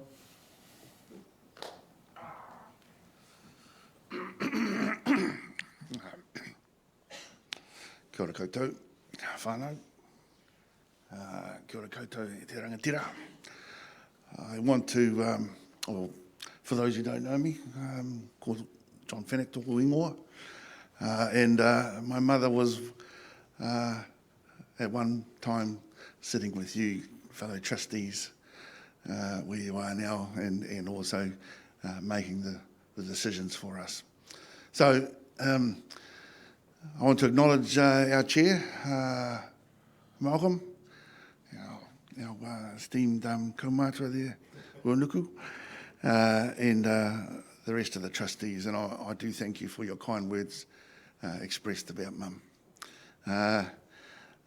I've been very privileged in this whole journey of the development of Te Tumu Kaituna, golly, for the last 15 years, because Mum and I used to have these conversations across the breakfast table, and so what I'm hearing is a continuation of her voice and her taki as well. And so I want to also express my tautoko to the previous speakers, and they've all been absolutely on point, even from our first speaker, Matua, where you actually starting at developing the land without selling it. Well, that's always been the bottom line, and it was the first thing to start off with it. Mum was very mindful that we can still do what we can do and develop what we can all develop for the benefit of everyone without having to sell a square metre of it. Because there are other ways other than selling. And consequently, when I hear Georgina and some of the ideas that she's bringing forward, really clever ideas, and I tautoko Georgina and some of the things that she's also espousing, I'm not too much in favour of slowing down the development as such. I think at the pace that we're currently working at is fine, as long as we keep our people informed. I'll be the first person to put my hand up, and quite often I criticise my own mother to say, you guys aren't communicating to your shareholders. Well, it's happening now, and you are getting the traction, and you are getting the feedback. And I think what I'm hearing is you're getting more positive feedback than you are negative, which is a good thing. And so in terms of also about where we take this development forward and at the speed that we're going to be doing it, there's one question I think, Leo, perhaps it's probably best answered with you. Many of you will know I'm also chairman of several farming entities over in that location, over in Rangiuru, Te Puke. And they're Maori farms. And in one particular farm, right next door, our neighbour is Quayside Holdings. Now, what I don't want to scare the horses, but what I do want to say is that Quayside Holdings, when they start developing their whenua for what they want to do in terms of the industrial park, will have a direct bearing on the decisions and the speed of what happens on the other side of the river. And so, as much as I'm saying, let's take a pause, we also, at that time, if we are going to take a pause, get an understanding of what Quayside Holdings are about to develop. And it's huge, Georgina, you know that too. And so we need to be mindful, we need to be on guard that decisions in council and our neighbours are not made without us being at the table, because they can do that. If we are not listening to the intel about the timing and the way in which our neighbours want to develop their land, and in terms the influence that Quayside Holdings will have as an inland port, that's going to have a direct bearing on how it affects our development. where it'll affect it is what it's going to cost us. Now, as much as I can say, yes, hey, look, and I think a previous speaker has alluded to Mangatawa, for instance. Well, Mangatawa was an exceptional case, and it was exceptional in that they had access to very cheap funding derived from kiwifruit. And so when they built their papakainga, they built it with very, very cheap money at the time. And they had surplus of it. They had more than what they knew what to do with. So they built the papakainga there, and it's a credit to them too. So I'll keep listening to our speakers that follow, and I may wish to add some more later, but that's one thing that we do need to be mindful of, is that time waits for no one. As much as I would like to say, hey, let's make some deliberate decisions, but let's not take too much time in making them, as long as everyone is kept informed about what those decisions are, and you get the feedback and you get the support. Kia ora tātou. Kia ora. Georgina, come on up, and as you're doing that, I'm just going to give us a sense of what we're going to do. Once Georgina's had her kōrero, I'm going to give us a 5-minute stretch, just 5 minutes, because we've got another kaupapa that I'm going to introduce around the trustee rotation and election process. And we're conscious that we're at 10 to 4, so we've been going, close to a couple of hours. When we have a little break, I'm thinking that when we come back, we'll probably like to close by about 4:30. 4:30. If we go longer, then that's fine, but I just feel that will be sufficient and allow us to carry on with our Saturday. Mm-hmm. But if the kōrero's hot and ready, we'll keep on going. So, Georgina, kai a koe, and then we're going to have a little break. Look, I'll keep this really brief because subsequent to me putting my hand up for the second time, a lot of what I wanted to say has come out. So I will just summarise. In terms of the vision, and I was trying to pick up on what we were talking about earlier, so there are models globally around how communities can be built for and by Indigenous peoples. And so, and I was being fortunate enough to work in an area where I have had access to those thinking, that thinking. And so what I don't want to happen to us is what happened in Peru with Machu Picchu. The Indigenous peoples don't own anything.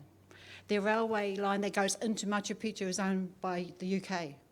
The lands that they once owned, they no longer own. Their connection to who they were as a people up in the Andes has been lost, but for a very, very, very few and very small number of those Indigenous peoples. So that's where I don't want us to end up. In San Francisco, you've got a really busy, populated city, but in a corner of that city you have the Indigenous native peoples who have acquired some land and they've built a community based on their own values, their own history, and the needs of their people. And that's right smack in the suburb of San Francisco. So I know those models do exist, and I know that if we needed to get those ideas and we needed to move more quickly, and what I have heard people are saying it's okay to slow down and hold for a bit, but not stop. So I know I recognise and accept that in our case. So for my vision for Te Tumu Kaituna 14 is that an infrastructure does not necessarily mean roadways. We can have on our lands an infrastructure where we have an environmental area that has our native trees, where it has flora and fauna that we decide to put on there, and we can walk through it, versus vehicles coming in and out to get access to other places through us. So that would be something I would be really keen to see. Technology these days, again, this is a background that I've come from, we can use technology to help us create new ideas and manifest what we want to manifest for our whenua. And when I think about technology, I think about our rangatahi. We don't need to do this alone. You know, we've got some really smart rangatahi out there using technology in a way that we can never, ever imagine in our lifetimes would ever be available. And that can help us to get where we need to quicker. So when I was talking about the infrastructure and the greenery, that came from, in Shanghai, about 15 years ago. It was so polluted, people were getting sick and dying because it was just not a great environment. So the local government at the time, they introduced a green policy. And the policy was to green the city. Within 10 years, the quality of the air improved significantly. They changed the whole look and feel of the city so that you now have parks with ponds and lots of greenery, and everybody walks around a very busy city. One of the busiest in the world, and in particular in China. So again, there are ideas that already exist and models that already exist that we can draw on to help us develop our own whenua. Kia ora. Tēnā koe. Georgina, you got any ideas on funding, just so we can go visit Shanghai after the COVID thing's over, and go back through San Francisco and trek up to Machu Picchu?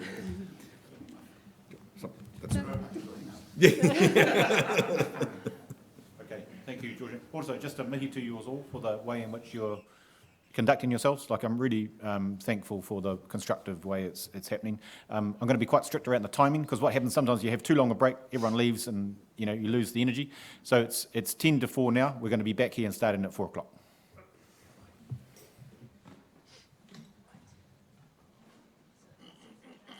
Is there a cup of tea in that up there, or what? Or is that after the hui? Me. That's what I come for.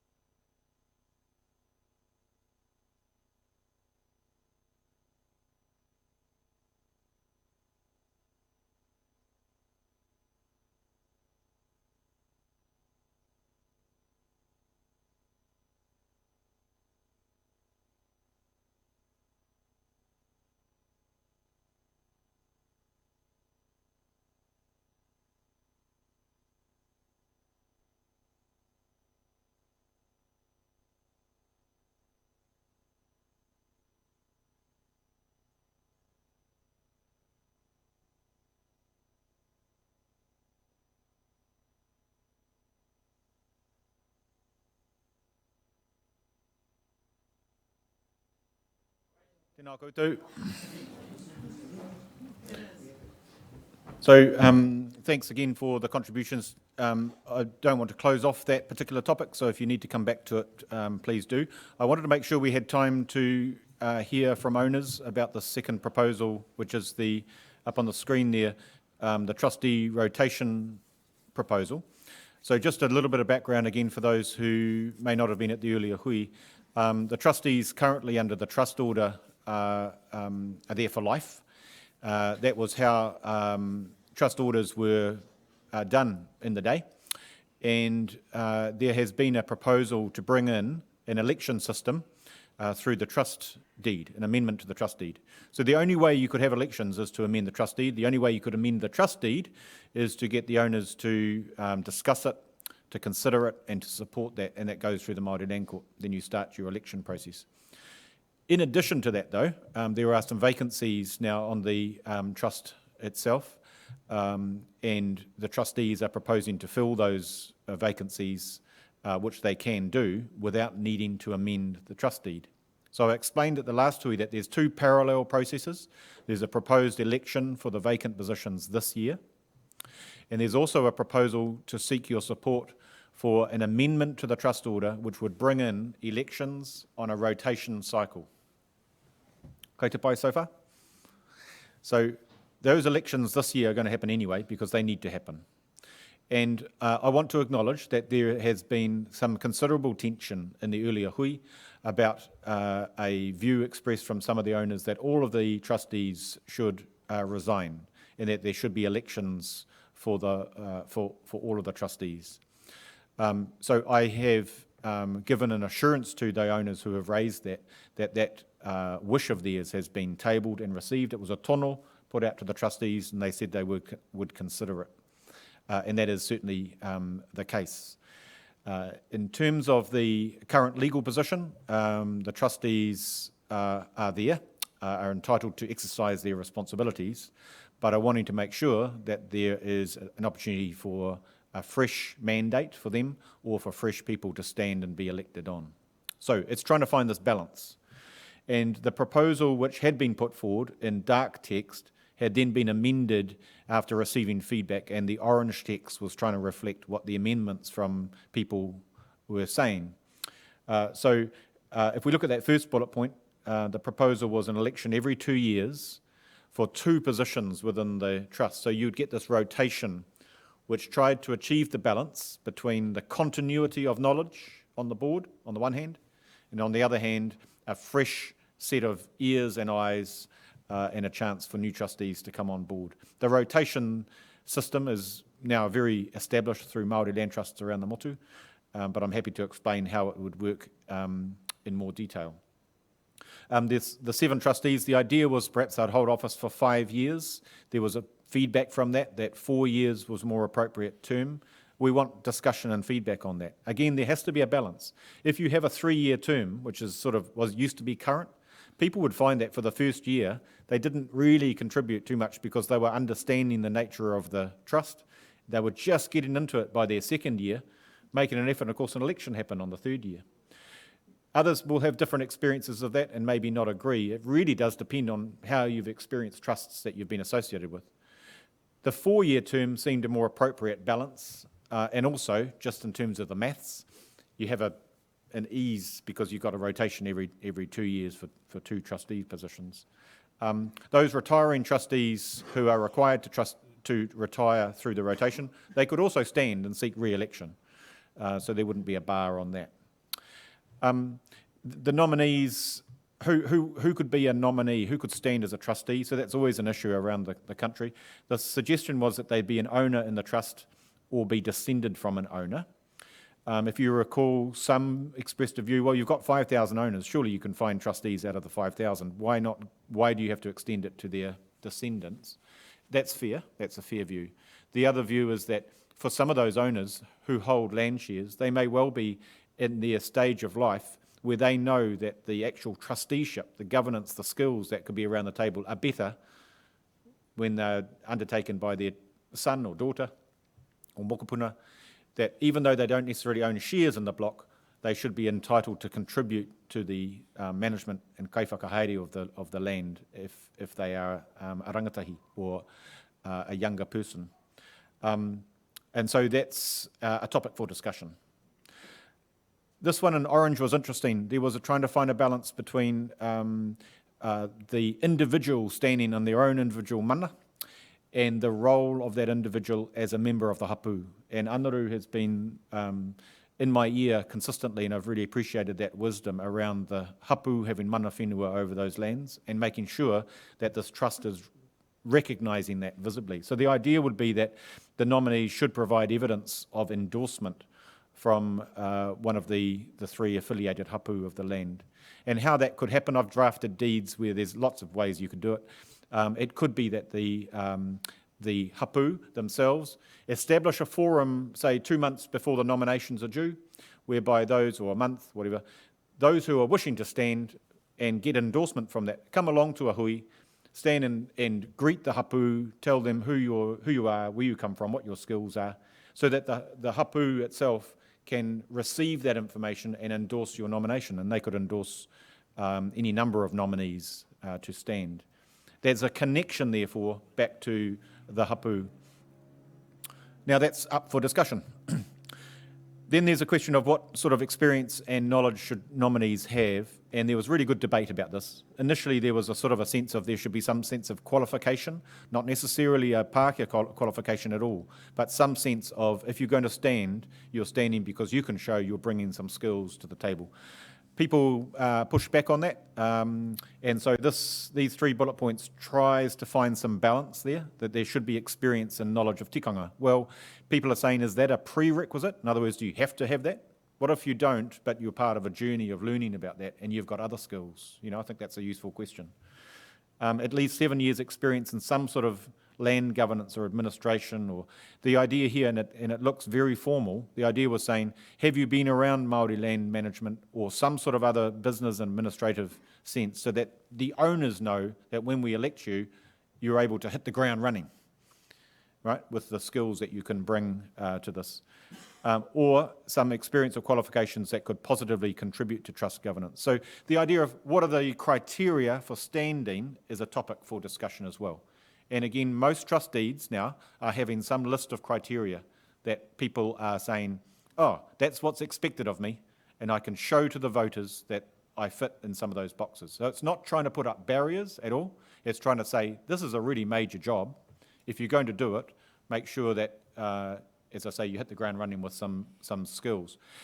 Others have talked about some growth and training and development around that. So whereas a group of people who could be either in an advisory trustee role or trustees in training have some ability to raise the capacity of your owners to be able to stand in the future as trustees, and I really support that model as well.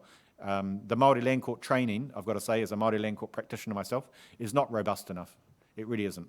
The Māori Land Court always says, go and do training, but it so depends on who does the training, and it's a very short form of this is what you need to learn. And most people that I've acted for come out of there going, I'm no really better off. So I'm thinking that we could develop a trustee training that's particular to the Kaituna situation, including the history, the cultural history of the land, and what it takes in terms of professional governance, how to deal with conflicts of interest, how to deal with disclosures and the like, financial, how to read a set of financial accounts, a whole range of topics that could be done, and I do that sort of training for governors. So that's an introduction from me just to the topic so that we get a sense of what we're wanting to hear from you about. Not cutting off other take, but if we can focus on this one, that would be of assistance to us to receive your feedback. Ko te pai? Floor is open.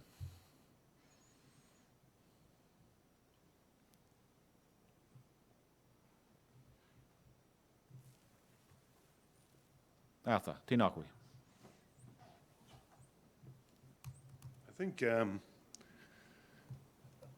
regarding the nominees, those are barriers to entry into trustees. Actually, I think the focus should be more on if you miss hui's and those sort of meetings, consequence. That's where the problem is. Anybody can fulfill, some people can fulfill it really well that aren't highly qualified or meet these standards.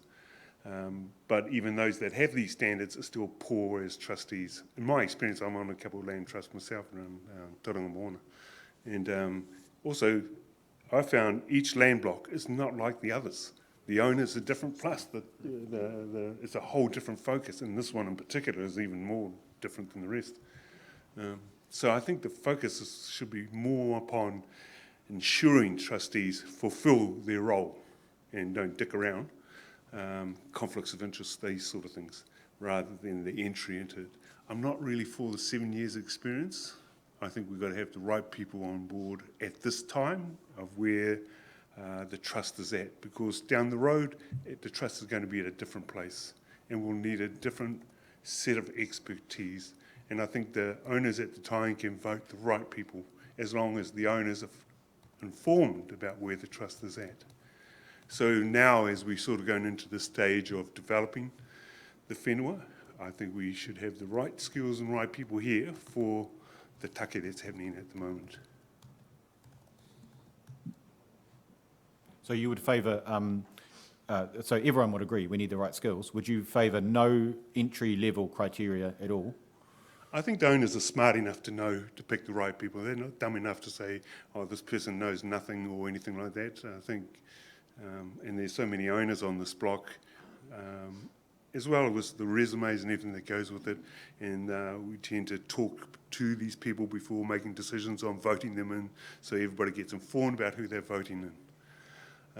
Are you in favour of a deed which encourages a list of skills rather than making a prerequisite? In other words, I'm interested in your assessment there, because in my experience, people do tend to just put their name forward and get either support from their wider whānau without necessarily being honest or interrogating, in a nice way, whether they are bringing the right set of skills. So do we find a balance somewhere whereby they are encouraged to read a set of criteria that will be the sort of expectations that owners have about what trustees should bring?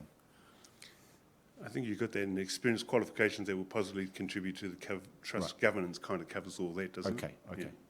All right, kia ora.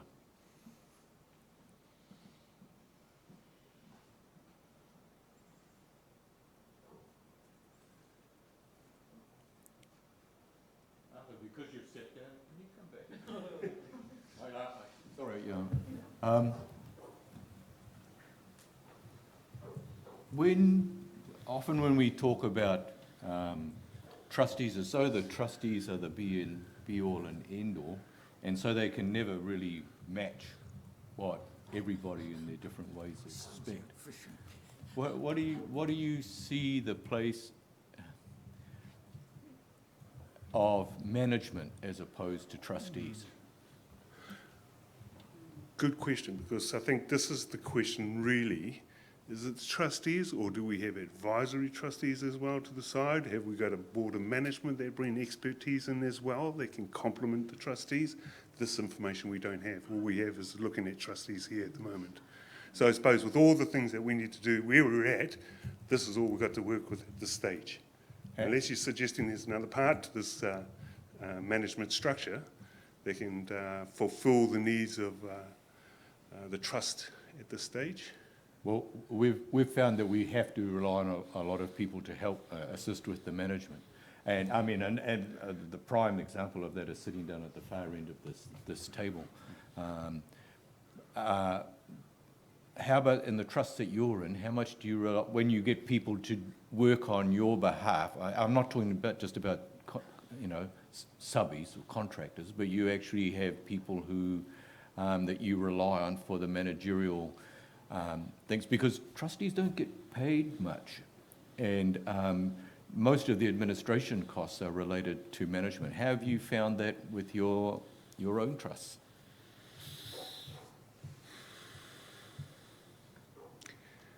Yeah, that's the big one, getting in contractors and who we have to take over these things.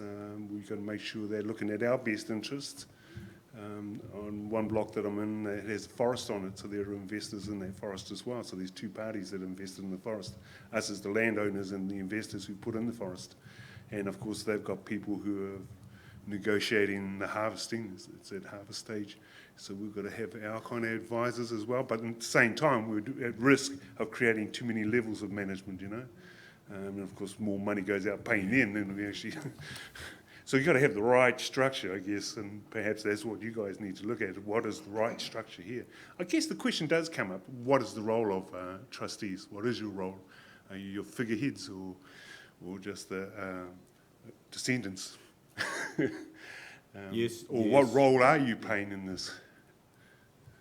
So there's a basic question, answer to that they are responsible for the holding and prudent and diligent management of trust assets for the best benefit of the shareholders, full stop.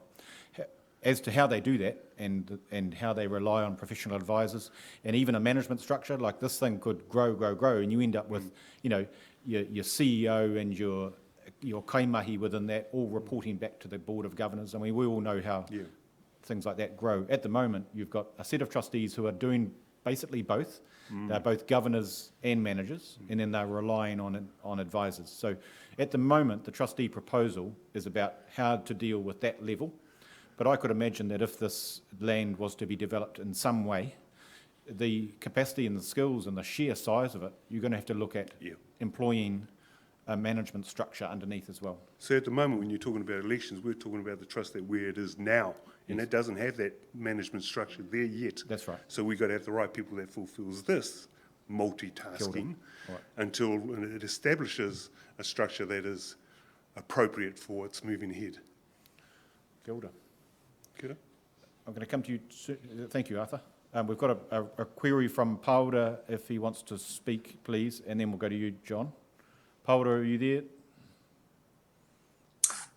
I am. We can hear you. Kia ora. Kia ora. Ai, kia ora no koutou. E hara taku kōrero, he kōrero ki te whakaiti i ngā kaitiaki o tēnei wā. Engari ki au nei he kōrero pono. So I just wanted to say that I was one of the people that gave feedback that I thought all the trustees should resign. And I didn't do that lightly, or I didn't do it because I was against the development either. I did it because I attended the AGM at Tamatakapua, where you currently are sitting. I can't remember when the last one was. I think it's almost 2 years ago, the last AGM. And apart from the fact that there were only 2 trustees present, this is the AGM. It wasn't, you know, it wasn't a subcommittee meeting. It was a fully fledged AGM. Only the chair, Malcolm, was there, and I think Emily was there. I'm not looking for excuses from trustees that are sitting there currently why they weren't there. I'm just saying what I observed. So I felt that that level of responsibility was lacking. And secondly, the thing that really shocked me about the AGM was the shambolic nature of it. There was a lot of tension. There was a lot of kōrero that was dissenting. In fact, the meeting couldn't even pass its financials. I think there were only 3 of us. I felt sorry for Malcolm, so I put my hand up. I wanted to pass the financials. But I just feel that, you know, whilst as I opened this kōrero with, this isn't an attempt to belittle the current trustees or their skills. In fact, every one of them have skills that, you know, are valuable. But I feel that what this trust needs is a clean sweep. And it's not to say that current trustees couldn't put their names in the hat to be endorsed again. In fact, that would be, I think that would be a very valuable thing for them to do, you know, to really test test the support they have amongst owners. So anyway, you know, to be honest, you know, I'm still standing by that view, is that I see, you know, you're proposing two positions to be filled this year, and I'm supposing that in 2 years' time, 2 more would stand down, etc., etc. But I think that possibly the best way to approach this, with possible collateral damage being losing some institutional knowledge, I still think it would be a good idea to have a clean sweep. So just addressing another issue is, you know, I've been back in Te Arawa, Rotorua for the last 4 years, and I've been quite surprised at the level of governance in some of the land trusts and other boards that I've been participating in. So my, you know, my support is really, I think that experience and qualifications and trust governance is really important. And I wouldn't like to see that put aside. I think it's very important that people understand governance and bring certain skills, particularly when we're looking at a big development as we are. And, you know, so, you know, my support really is behind experience and qualifications, not just being some sort of cursory nod to them. I think they're a very important part of being a governor on a trust such as this. Paula, can I ask, just through a point of clarification for you, we're talking about the trustee rotation system. The proposal, as I understood it, was that the vacancies this year would be filled, but that the timing of the next election, which would happen because of that rotation policy, would be next year. So that we had worked through that, you know, you'd get trustees would put out the resolution to owners to try and amend the trust deed. If that was passed, Māori Land Court application heard, trust deed amended in the early 2023 with an election to be held on the back of those new rules. So I don't know if that changes your view in any way, but the 2 trustee positions that would be vacant this year are to the side of what is going to be an existing proposal to be initiated next year. Yeah, I understood that, Leo. I did understand what the proposition is. Sorry. And you know, as I say, this isn't a thought in any way belittling the current trustees, but I was quite you know, surprised and shocked by the AGM I attended 2 years ago and the level of dissatisfaction. Potentially, and you know, this is just my view, but potentially the last few workshops and this one indeed may have allayed that that tension. But I just felt like I had to put my hand up for somebody that was giving feedback that I thought that all of the trustees should resign and put their credentials back on the table, and if owners wish to have them there, then that would be a reaffirmation, if you like. Kia ora. So yeah, so that's my. Thank you. Whakaaro mā koutou. Tēnā koe, Paula. Tēnā koe. Also, you know, just as a general thought, it's really useful for those who have expressed views in the past to be able to table them in hui like this so others can hear it. So thank you for that. John, did you want to have a kōrero?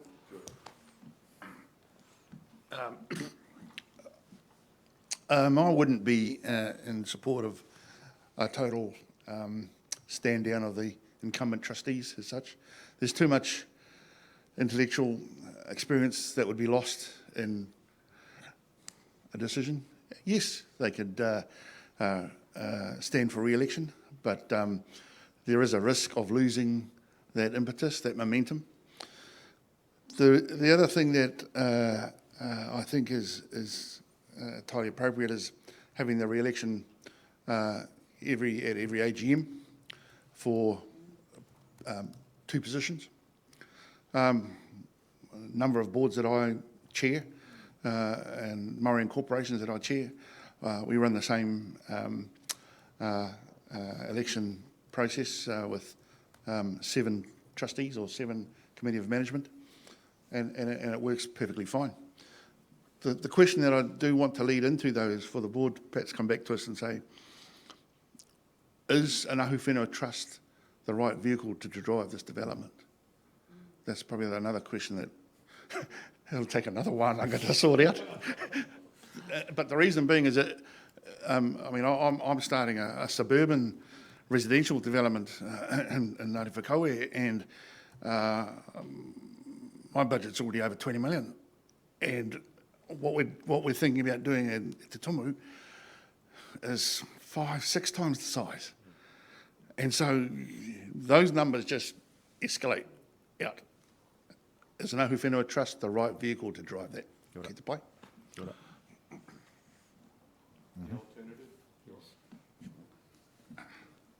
So the question was, is there an alternative? That was posed by Unuku. We've all got ways of answering that, I'm sure. Of course. And in terms of developing a vehicle with those, and I'll use the term loosely, directors, if you want to call them that, and it may not be a company of any such design, but a vehicle that then can handpick the people to drive the development with specific skill sets, which include our own people. And we have enough of our own people with those skill sets. Just because they don't sit at the trust table means that we can't utilise them at another level, which basically is one as being governance, the other one being management. And it maybe it's at that vehicle that the real clever people that we have in our at our disposal I can think come in. a really good tono, thank you. I mean, as the developments grow, Ahu Whenua Trust vehicles can have underneath them subsidiaries.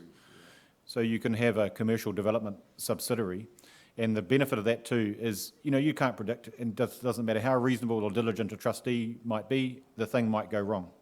Now, if a commercial development goes wrong, you can sever and stop the loss transmitting through to the shareholders and the rest of their assets. So an Ahu Whenua structure at the moment is what we've got, and we're dealing with the trustee rotation principle, but I like the invitation to think, right, what might be needed if this development or some sort of development was to occur, and the sort of management corridor that Arthur's laid down and yourself starts to open up real opportunities there, especially around liability, tax, efficiency, and the like, and job opportunities, actually. You don't want to end up with a massive bureaucracy, because that's the other thing. You end up with, we know tribal structures where the fruits, the hua of what's going on are caught and don't trickle down to the actual owners, because so there's a balance to be struck there too. Kia ora. Hands up as we've got John. And just hands up generally as to, I get a sense of who Georgina would like to speak. Jacqueline. Okay, so what I might do is have those 3, and then we'll just start to, because we're at 4:30, wind it up. John. Kia ora tātou anō. I don't entirely agree with what Paula has said about the present trustees all standing down. We've just come off Anzac Day, and to quote a few a kiwaha from Anzac Day, you guys have come through the baptism of fire, and you've brought the situation to where it is now, where we can stand and kōrero to you, talk about our views, our thoughts, our ideas, and where we should be heading.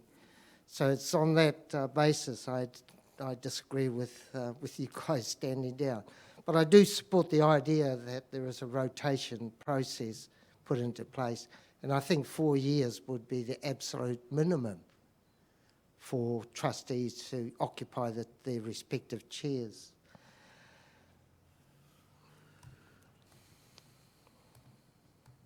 I also believe that there should be equal representation from the three hapu that is the makeup of the trustees, so that each of the hapu has fair representation and are able to come and talk at the respective meetings and general meetings about where their hapu sit, what their views are in respect to where things are happening, and also to have their input. So they also share that mana for the development of Te Tumu Kaituna 14. Trustees can't be expected to know everything. That's a fact. We are human after all. And I sit on 3 trusts of different varying responsibilities, ranging from forestry to lease of property to a kiwi fruit orchard. We seek information and guidance from those best qualified. And that may well be from consultants, it may be from other trusts, it may be from outsiders, and we have at times co-opted those that have got the appropriate and proper knowledge of what we need to know to enable trusts to head off in the proper direction. And I think that should behove on this trust. We are fortunate that we have the secretarial services of Deloitte, and there is other suitable and qualified organisations that can provide the similar services. So that's important, that the secretarial and administration is there to back up the trustees. Trustees have got to be thinking about where to take, how they should be taking the trust forward based on all of the knowledge.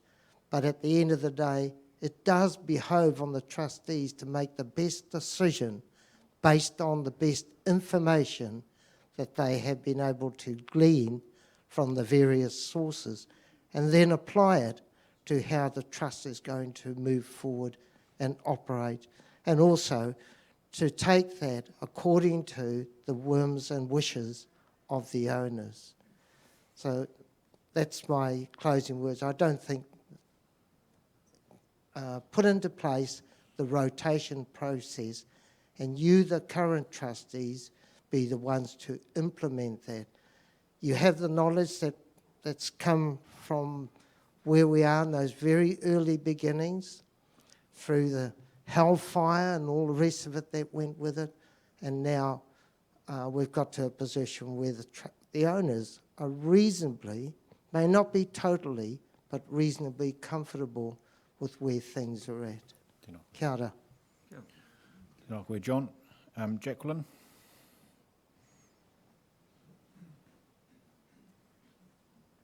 Just got to try and gather my thoughts.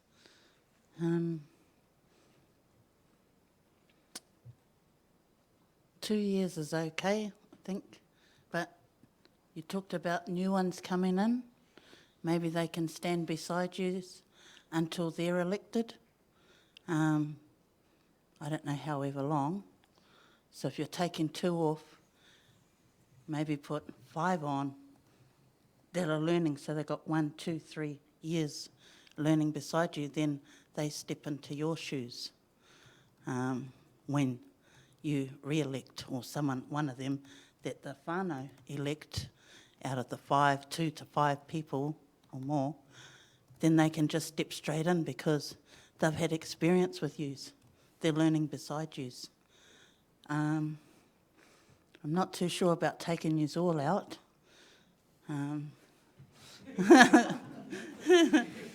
Yeah, but I really don't like the trustee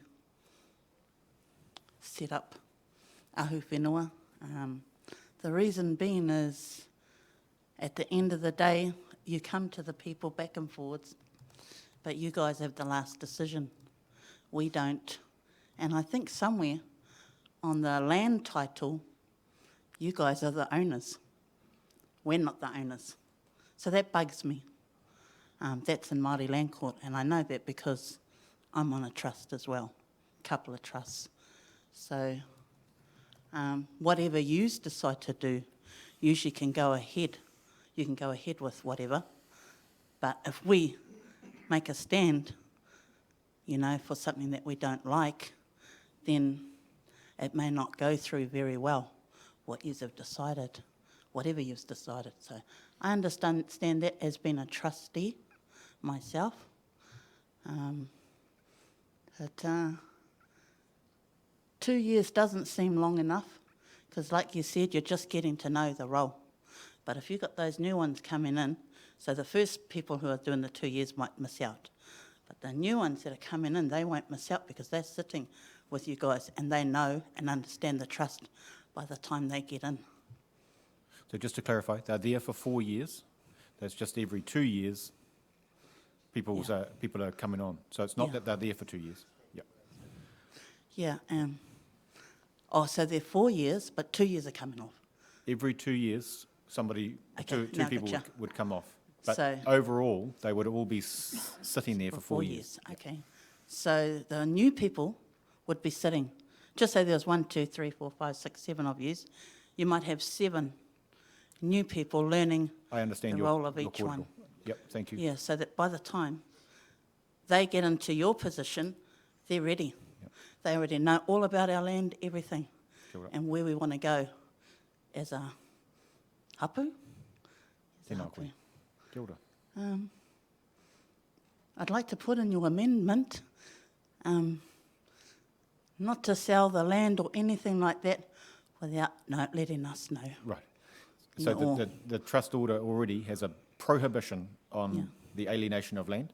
Okay. So the trustees would not be able to do that.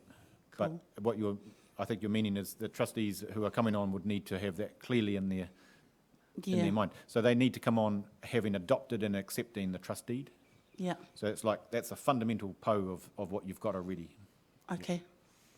And you review the trust deed every AGM? No, you can, generally speaking, you'd put in a 5-year or a 10-year term to make a compulsory review of the trust deed. But you can review the trust deed at any time to make sure that it's fit for purpose. Yep. Okay. I think that's all I've got to say. Kia ora. Kia ora. Thanks for your contribution today. As a trustee, you know that you might think, oh, we've got a lot of power, but when it comes to if something goes dreadfully wrong and the trust is taken to court, all the shareholders are okay. It's the people sitting on the trust table that are going to suffer. So that's one little side for not being a trustee for what it's worth. Yeah. So, that was another question. So the governing structure right now is just used, but if you put in place management and other advisors, does that take that away from us again? All these guys, because I'm in another whānau, bigger, wider whānau, that has that sort of governance, and we have no say at all, the whānau, and this is about 5,000 people too. Your direct link would not be with, Leo, correct me if I'm wrong, it wouldn't be with the management or even the contractors, but you would come back to the trust and say, hey, what's going on here? Okay. But it's a good point, and it's good to reaffirm that direct link to the trustees. That's their obligation to you as trustees shareholders. Yeah, and just so so that if management or someone else came along and they were doing whatever they want without us, you guys fire them. Is that how it goes? That's right. Yeah. I really want to make that clear because been on others where they just do whatever they want and our trusts don't do nothing, they just let them be. Kia ora. And we're going to finish now with Georgina's kōrero and then we'll look to wind it up. This will be really quick. Kia ora anō. Very similar to Paora. It's not similar, it's exactly the same. I have the position that all trustees stand down. And the reason for that were essentially, again, that 2 years ago at the AGM, that was not a pleasant experience for an owner. I stood here and I was embarrassed to be standing here talking to you as trustees because there was a lot going on and it was quite shambolic. And it was really unnecessary at a time where the questions from the floor were quite reasonable and just wanting to know what was going on. So that's one reason. The second reason why I support the removal of all the trustees is because I personally took you to court. I was one of the other litigants with Karen Stowers. And I didn't do that lightly. And at that point, I did it because other whānau came to me who were very, very concerned, but they couldn't manoeuvre themselves through the process. So I gave them a helping hand and I stood in front for them to have this kōrero. But, everything has a silver lining. Today we're here. I don't know if that's as a consequence of the litigation, but for me, being here today and having this kōrero, kanohi ki te kanohi, is where we should have been 2, 3, 4, 5 years ago. So my position hasn't changed. I don't see at this point with the development of the trust deed and amendments and the potential development of the land, I don't believe it's at a stage where there will be any detrimental negative impact of all the trustees standing down because we have 5,000 owners. You look inward, you're going to have a variety of skill sets already established, people with networks and relationships already established that can support and progress a development for this trust. That's my honest belief. So if we tap into that expertise and that knowledge and skill set, I think we'll be okay. So I think for those three reasons, I still hold the same view that we won't be in a negative position if all trustees stood down. And look, you can put your name back in the hat and get back on. We might end up with the same trustees. You just don't know. So it's not all doom and gloom is what I'm saying there. I do want to make another comment. I struggle with the clash of the hapu and the ahuwhenua structures because I'm one of those that probably could not, if I wanted to put my name in the hat, get the endorsement of one of the three hapu. Because over time, our affiliations from a hapu perspective have been developed more strongly with a hapu that's not named for this block. Notwithstanding that our shares that we have in this block came from one of the original hapu. So I just want to make that point. So I would, and I still do struggle with the clash of those two concepts. And one being very Pākehā and the other one being very Māori. I'm a really strong advocate for anyone who's on a Māori trust to really have at least a very basic understanding of Māori land governance issues, whether they were tikanga or legal issues, because the trust that I sit on, I find I am filling a gap, even though we're buying in expertise from people who can advise us in a particular area. Often if they don't grasp the fundamentals of a Māori land trust, that can often have a negative impact on the advice and the actions that we will subsequently take. So I think, for me, I would support any trustee that's coming on does have a background, not necessarily 7 years, but a background in basic Māori land governance issues. Experience and qualifications are quite self-explanatory. I mean, I think that's always important because we're not all designed and made to be sitting and working collectively with others. So there's, some of us do it okay, others just don't do it very well at all. But anyway, that's my feedback on the trustees. Kia ora. Kia ora. Tēnā koe. Sorry, Georgina. I like talking, but I also like listening. And and this might seem like, I don't want it to seem like we're disorganised here, because I realise that when it comes to whether it's an ahuwhenua trust or whatever, a lot of land blocks are made up from people who have shareholders who have never left the place. But as time goes on and people move to Australia to live, or they go to Auckland and they go to Wellington, the number of people who are at the closest marae to the place and are still shareholders gets less and less. So one of the efforts, you said that, this, it's a Pākehā idea and a Māori idea, and that's a really hard thing to work forward. How do we ensure that te mana I rungi te whenua, that we're all in there because of that? How do we ensure that that's okay, but accept that because even a land block like the Tumu Kaituna is a Pākehā construct? Because in the past, the people who retained the land were the people who were the hapu that stayed there. But that's not the truth anymore. So how do we recognise that pressure of this new world of people moving around and marrying, for some reason, marrying outside of the hapu? I don't know how that happens. But anyway, and then it keeps going like that. How do we bring back that hapu nature at the same time? Are you wanting that question just to be? I'm going to do a slight amendment on the hoof and see what Georgina thinks. Right. Because what she stated is that you're the one, if you get run over by a bus, and God forbid that, then you would go to another marae not included in one of those three hapu. And that may be true for a whole lot of people in this room. But you still want to put your hands to the wheel and help in the development of this land. My proposal on that, Leo, would that it would be only 3 that would require the endorsement from the various hapu. So that does ensures that the herenga ki te hapu stays in place.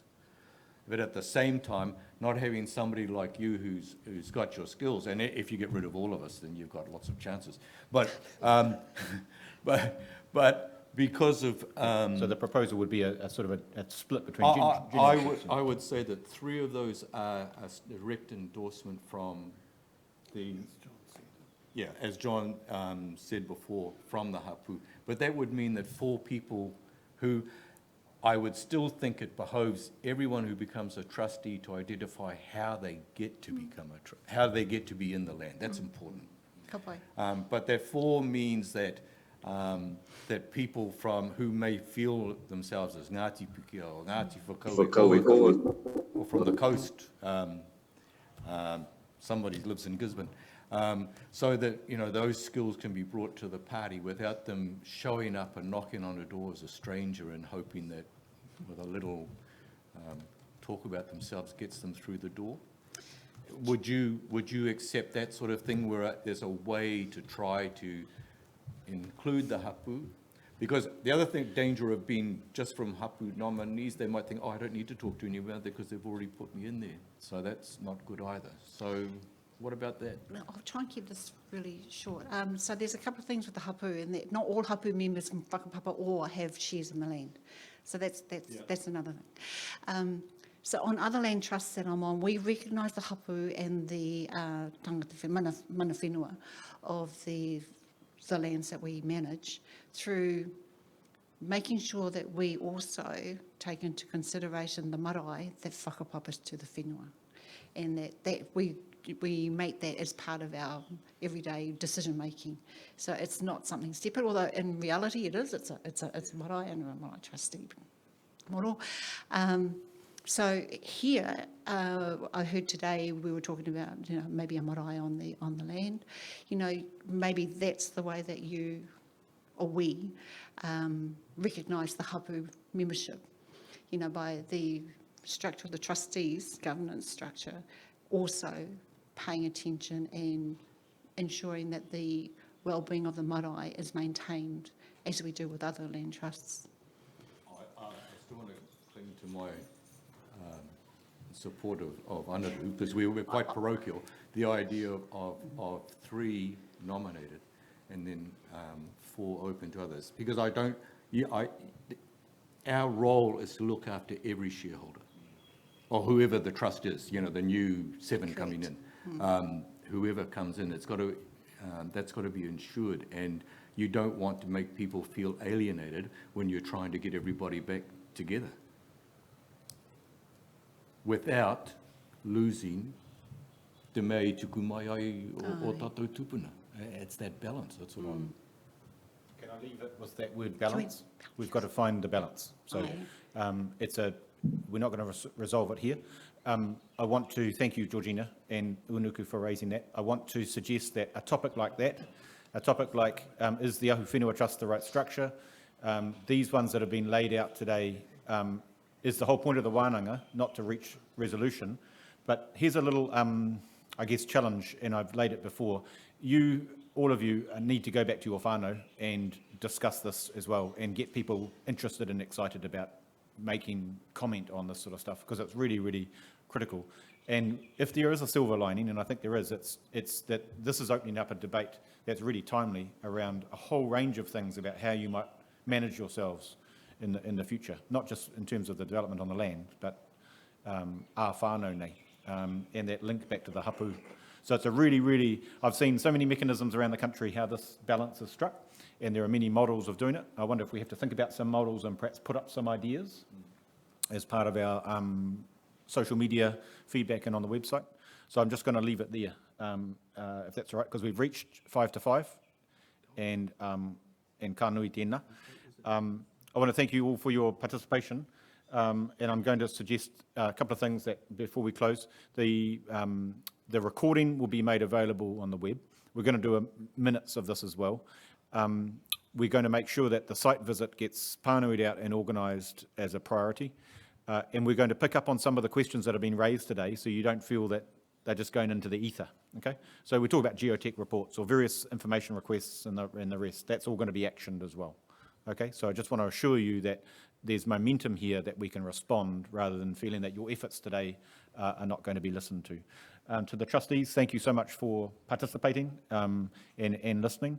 And I wonder if we can hand it back to the tepu now to close us off. Unuku, tēnā koe. Sorry, can I just have, I've got a pātai regarding, can I move this over there, because I don't like to have my back to the owners? Kia ora. Kei te pai? That's better. Do you want to introduce yourself? Yeah. Ko Charlene Takuinu, Charlene Oliver. I'm from Rangiti Aorere, and I got my whenua, gifted the whenua from my father, and his mother's Heni Paia Rewati, no Rotorua. So my pātai is, John was talking about Anzac, and the Māori battalion, they went to war, they come back, they didn't get anything. Whereas the Pākehās got their land, got land. Probably our land, a lot of our land was given to them, and that were our boys, they went to gain help, got nothing. They're only just getting their medals back too now, and one of them's my uncle. So aroha to them, but and we don't want to lose it, so obviously with your fellows' principles, guiding principles, not sell the land. But the pātai I've got is, okay, so if you wanted to, I don't know, say if you got your shares in Tumu, say if it's 0.26 or whatever, and the council are looking at maybe giving you some other land, would it be the same shares as what you're going to swap for? It would be. Because later on down the track, because this land is obviously close to Tumu Kaituna, Nera, so obviously down the track, they'll probably want to look at developing there too. Is that right? Yes. Yeah.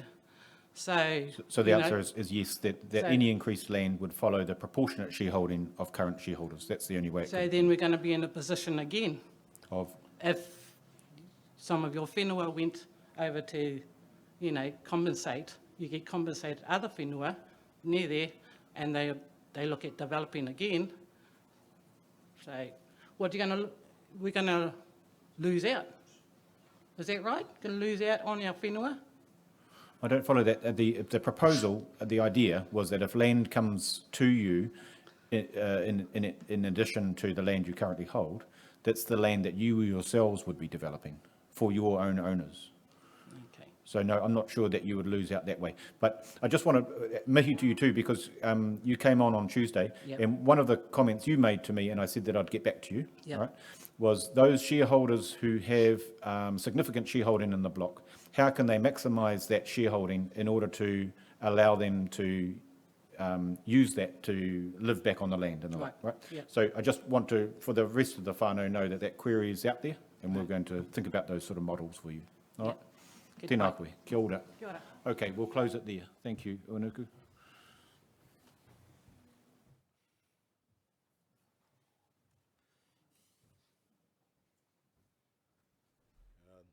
Tēnā no rā tātou. Since I'm standing up, I just want to take a little bit of time before the karakia. I've just been involved with the arbitration court over the last 4 weeks for the whakarewerewa blocks in Pukeroa Ruawhata block. And I was the translator, which was not as easy as I thought it would be, but I really appreciate that experience. And one of the things that in that very short time, a bit of my thinking was changed a little bit about the stance, hence Georgina, my thing about the hapu, about what are the mechanisms that draw us together to work together, instead of making sure we don't become our own tiny little entities. And nō reira, koina te tikanga o tērā koro, nō reira. Hoi anō, he mihi kia koutou katoa, kua hara mai tawhiti, kua hara mai I tata, te hunga māwiwi, tērā mate kei te huri I te ao, paora, me aku hoa tarati I te mea nei, he mihi nui hoki ki a koe tūkino, Malcolm kua roa, e mahi ana I tēnei mahi, I riro ai a tātou Alex mā pērā mea tāu I ki ai, John, he mea nui, te hekere tari, te tangata tuhi meniti, hari te mahi ngāwari. Nō reira, tēnā koutou, mihi hoki ki tēnei tangata Leo, kua rongo I ngā koro e mea nā, kua pai haere e nei hui, anei te teho ngā tino take. He pai, kia wātea ai mātou ki te noho ki te taha, ana kia uru I te wā e tikana. Nō reira. Kei te mihi tonu ki a koe, kia te whānau pani, mō tērā kuia, taikaha o te puari I mua. Nō reira, ki noi tātou. E te rungarawa, nei mātou e whakawhetai ana ki a koe, ko ara hi nei a mātou. Mātou e rapu nei ngā tikanga, e orai, mātou hei tangata e takahi nei I te mato o te whenua. Me te tikanga hoki kei wareware ia mātou te whenua e takahi nei mātou. Nō reira, arehina tonu tia mātou I rotu a mātou mahi katoa. Kia tai ai ki te taumata I whakarite o mātou tupuna, I rungi te ingo ihu karaiti. Āmene. Tēnā koutou. Tēnā koutou. Tēnā koutou.